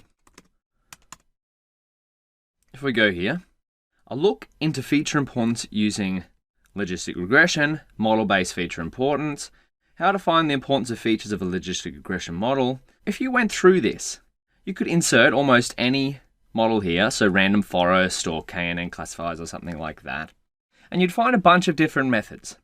So what we're going to do again is pretend that we've done our research. Our boss has gone, can you get the feature importance of that model? And we've gone, hold on, I'm not entirely sure what feature importance is. So we've gone away for overnight or for a couple of hours, done our research, got our model and figured out, okay, this is how we find feature importance. Beautiful. So that's what we're going to do here. We've pretended we've done this research, but remember, part of being a machine learning engineer, part of being a data scientist, the most important thing is researching and experimenting. It's built into our framework that we're using. Experiments. That's what we're doing here. We're in the modeling phase, really. That we've created the heading for it, but really we're experimenting. So let's figure it out. Let's find the feature importance for our logistic regression model. I'll put here a little note. One way to find feature importance is to search for, so you can put in here, I'll put it in brackets, model name, feature importance. That's one way to do it. That's what we just saw up in this little search here. That's what you should try out if you're curious to how to find feature importance with whichever model that you're using. So first of all, we're going to fit an instance of logistic regression. We'll create one with the best params. So gc log reg best params. We'll see what that is. Shift and enter. Wonderful. And then we'll go clf equals logistic regression. We're going to pass it a c value of this long decimal. Here we go. And then we're going to pass it here. Solver lib linear. Beautiful. So we've got our CLF. So we'll instantiate that. That's our classifier. And then we'll go CLF.fit, xtrain, ytrain. Wonderful. And now, through our research, we've found that there's an attribute to our fitted logistic regression model called coef, which stands for coefficient. Okay, and the way I kind of remember this for logistic regression is coefficient kind of reminds me of correlation. But let's see what happens. Remember, we found this through our research. We've looked up how to find the feature importance for a logistic regression model, and it's told us if we're using Scikit-Learn, specifically logistic regression, and if we fit the model, we can call the coef attribute, which gives us the coefficient, right, the value or how each parameter, let's look at our data set again, how each of these independent variables, so the xtrain data set, the coefficient contributes to our labels here, or the target labels. Whew. So that was a bit of a mouthful, but what we're going to do is manipulate this coefficient array so that it looks like it makes sense. Because right now it's just a list of numbers, but if you counted them up, they're actually going to be the same length as what's happening here, these amount of columns here. But let's just twist them together so we're going to match the features to columns. Coefs of features to columns. So this is going to make sense. That's what I'm trying to get at. This will make it make sense. Dict. So feature dict. We're going to create a dictionary and we're going to zip together df.columns. And we're going to list along with clf.coef 0. And let's see. Feature dict. Boom! Look at that. How good is that? So if we go here, we've mapped all of the different variables here to the right column. Let's remind ourselves of what's happening here. df head. So all we've done is we've taken the coef array, right, which is an attribute of our classifier, and we've taken the columns from our data frame, and we've mapped them to each other. So what this is telling us is how much and what way, see, we've got some negative values here, whether it's a negative or positive correlation, how much each of these contribute to predicting the target variable. Whoa, that's a bit of a mouthful then. Another way, visualize feature importance. Actually, I shouldn't have told you that. I should have told you that was a little magic trick that I had. Magician never reveals his secrets. What we're doing is we're visualizing this so we can kind of get an idea of what's going on. So index equals 0, different line. Feature df dot transpose. A lot of transposing plots here, but that's all right. Title equals title. Feature importance. We'll go legend. No, thank you. Whoa, there we go. So, does this make sense? What is happening here? So this, in essence, is how much each feature here contributes to predicting the target variable, whether someone has heart disease or not. You can see that some are negative and some are positive. And now, you might be thinking, we have seen something similar to this, right? Whether one feature is negative and one feature is positive. If it's not coming to you right now, it's okay. It took me a while to connect these two. But if we go right back up here, right back up to our correlation matrix. So this is where I remember for logistic regression, if we want to figure out feature importance, we use coef because correlation matrix, coefficient, kind of the same thing. Kind of, not really, but you get my picture. So we can see here some different values. So if we got CP equals 0.43, okay, thal-ac equals 0.42, and then we got, what else do we have? Xang equals negative 0.44. If we go down here, now we've got the same thing. So we've got CP equals 0.66. Oh, it's a higher number here. And then we got thal-ac, okay, which is 0.02. We got xang, which is negative 0.6. So now what we're doing is we're doing model-driven exploratory data analysis. These values have come from building a machine learning model which has found patterns in the data, and it's telling us how it contributes, right, or how it correlates to our target variable. That's what we're looking at here. So, what can we do with these values? Well, let's explore them a little bit and just see if they make sense. So we can see that sex is fairly negatively correlated, like it's almost right here at the bottom. If the value is negative, we saw before with the correlation matrix, it means that there's a negative correlation. Okay, when the value for sex increases, the target value decreases because of the negative coefficient. Let's look at this, see if this actually reflects the data. Let's go sex, let's compare df.target. What do we say? So, which means as the value for sex increases, the target value decreases because it's negative coefficient. So, value for sex increases. So, as it goes up, the target value decreases. That doesn't really make sense when we look at this. Look, so sex goes up, increases, but so does the target value. Oh, you know what? After looking at this, you can see that the ratio is what we're thinking about here. So as sex goes up, the target value, the ratio decreases. So you can see here, if the sex is 0 for female, there's almost a 3-to-1 ratio here. So 72 divided by 24 is almost 3. We look at that. 72 divided by 3. Oh, exactly 24. So it's a 3-to-1 ratio here. And then as sex increases, the target goes down to about a 1-to-2 ratio. See, there's roughly the 50-50 here. Okay, so that's a negative correlation, which means that sex is strongly negatively, or a negative coefficient, sorry, because we're using the coefficient, coef. We're using coef up here, the coef attribute. Now, let's have a look at a positive one. CP, or maybe slope, because we've already explored CP before. So let's do that, PD crosstab.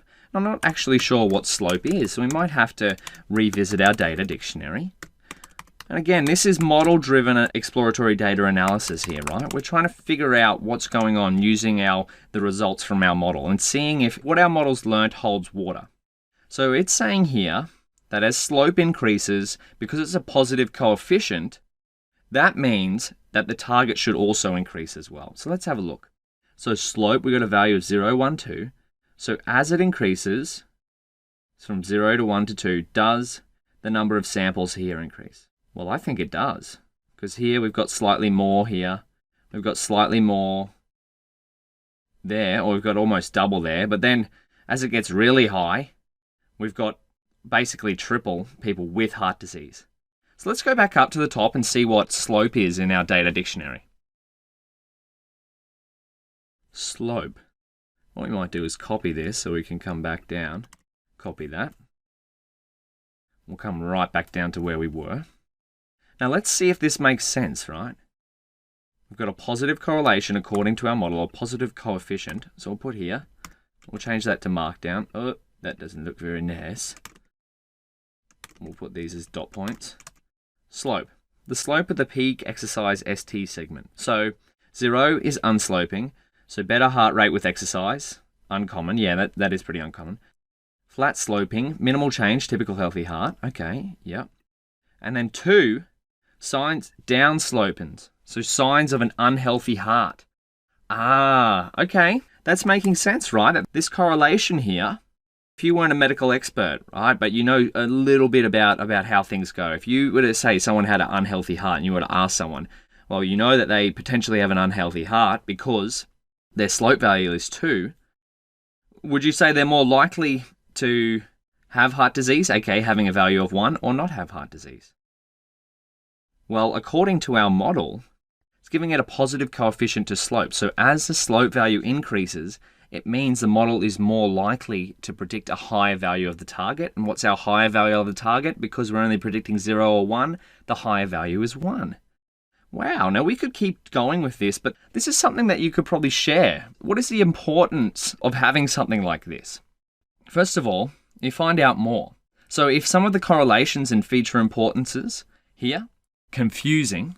A subject matter expert may be able to shed some light on the situation. So this is something you might be able to take to one of your partners or one of your colleagues and go, hey, I'm not sure what's actually going on here with chest pain having a positive coefficient. Are you able to help me out?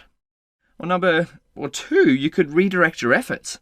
So if some of these features offer more value than others, this may change how you collect data for different problems. So see here, these don't really influence. These ones here, age, cholesterol, stress, these are all really low coefficients here. Now that might influence how you go about collecting data in the future. Maybe finding someone's cholesterol level is really hard to do. If it's not contributing much to the patterns a model is finding, you might scrap that in future data collection. And then again, this is the third point, it's less but better, right? So if some features are offering far more values than others, you could reduce the number of features your model tries to find patterns in, as well as improving these ones. So that's what we just continuation, really point 2 and 3 are kind of the same thing. You could combine these in some way or improve these or just make the ones that are offering the most better.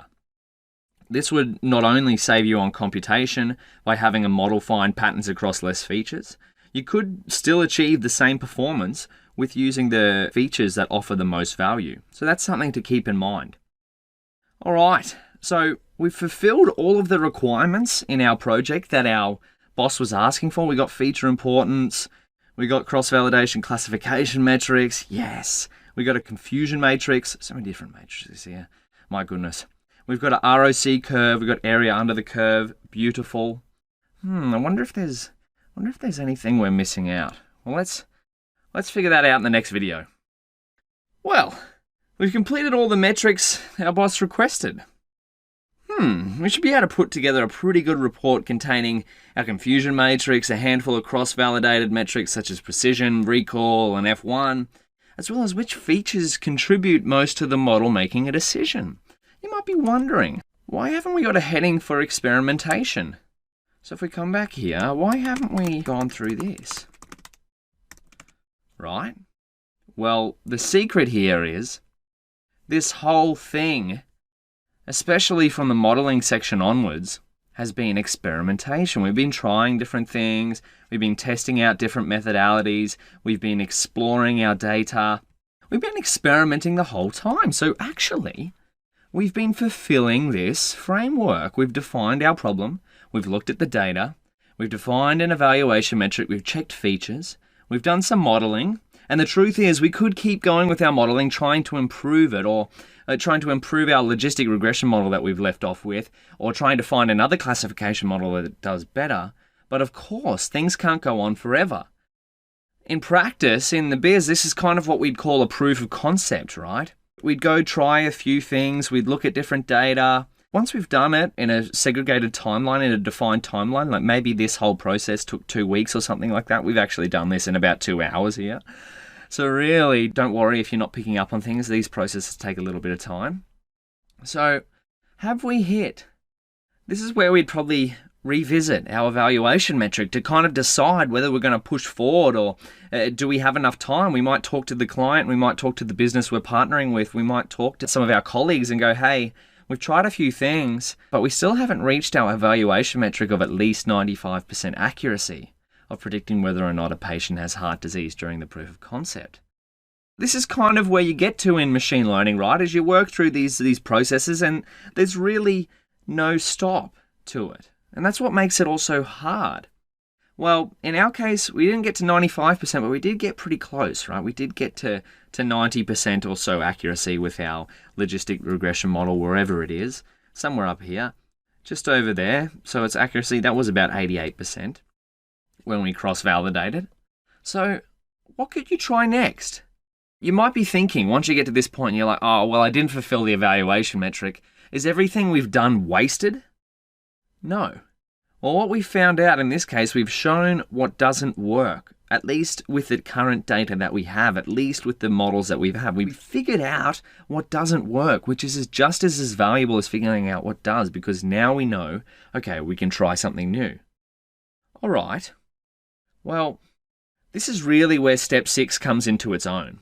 So this is where you'd go starting to do your own research, starting to search up different ways of doing doing different classification problems, building out improved models, different ways of looking at data. What you might ask yourself is, here, if you haven't hit your evaluation metric yet, ask yourself some things like, could you collect more data? Because remember, machine learning models love to learn on more data, so could you collect more samples? Right now we've got about 303 or so of patient samples. Could you double that? Potentially. Maybe you have to talk to a subject matter expert, maybe you have to talk to a doctor, or go back to the client you're working with or whatever project you're on and go, hey, is there any way we could get more data to enrich this data set? Or could you try a better model? You might be asking, well, we've used a logistic regression model and I've looked at here, where is it? The Scikit-Learn map. There aren't too many that we could try again. That's where you might have to start doing some research. You might have to look into something like CatBoost. We won't cover for now. I'll just plant the seed. I'll write it here, like CatBoost. That's some extra curriculum for you, like CatBoost or XGBoost. These are things you might want to look up, right? So you might want to search those two things. What else is there? Well, okay, if we have tried a logistic regression model, and could we improve it? So could we improve the current models? In brackets, beyond what we've done so far. So maybe we've done a little bit of hyperparameter tuning using grid search CV or randomized search CV. So maybe we want to try a little bit more, see if we can squeeze a couple of percentage points of accuracy out. Again, you might be thinking, well, this doesn't seem very structured. And the truth is that it's not. It's all about minimizing your time between experiments and machine learning. So let's say we did meet our evaluation metric. If we did, so if our model is good enough, how could you export it and share it with others? So maybe we go here, Scikit-Learn, how to export a model. And then we'd go here, model persistence. So say we did want to send a model to a colleague or a client or something like that. You might want to look up here, how to send a model. We've done this in the Scikit-Learn section. So if we go here, if your model is good enough, you have hit your evaluation metric. How would you export it and share it with others, right? So the real takeaway point here, the key to remember is we've gone through this entire framework now. We've got some data, we've defined a problem, we've explored that data, we've defined an evaluation metric, we've looked at the features of our data, we've done a bunch of machine learning modeling. And really, this whole process has been an experiment, and we've used the tools that we've learned so far, all within one beautiful Jupyter notebook.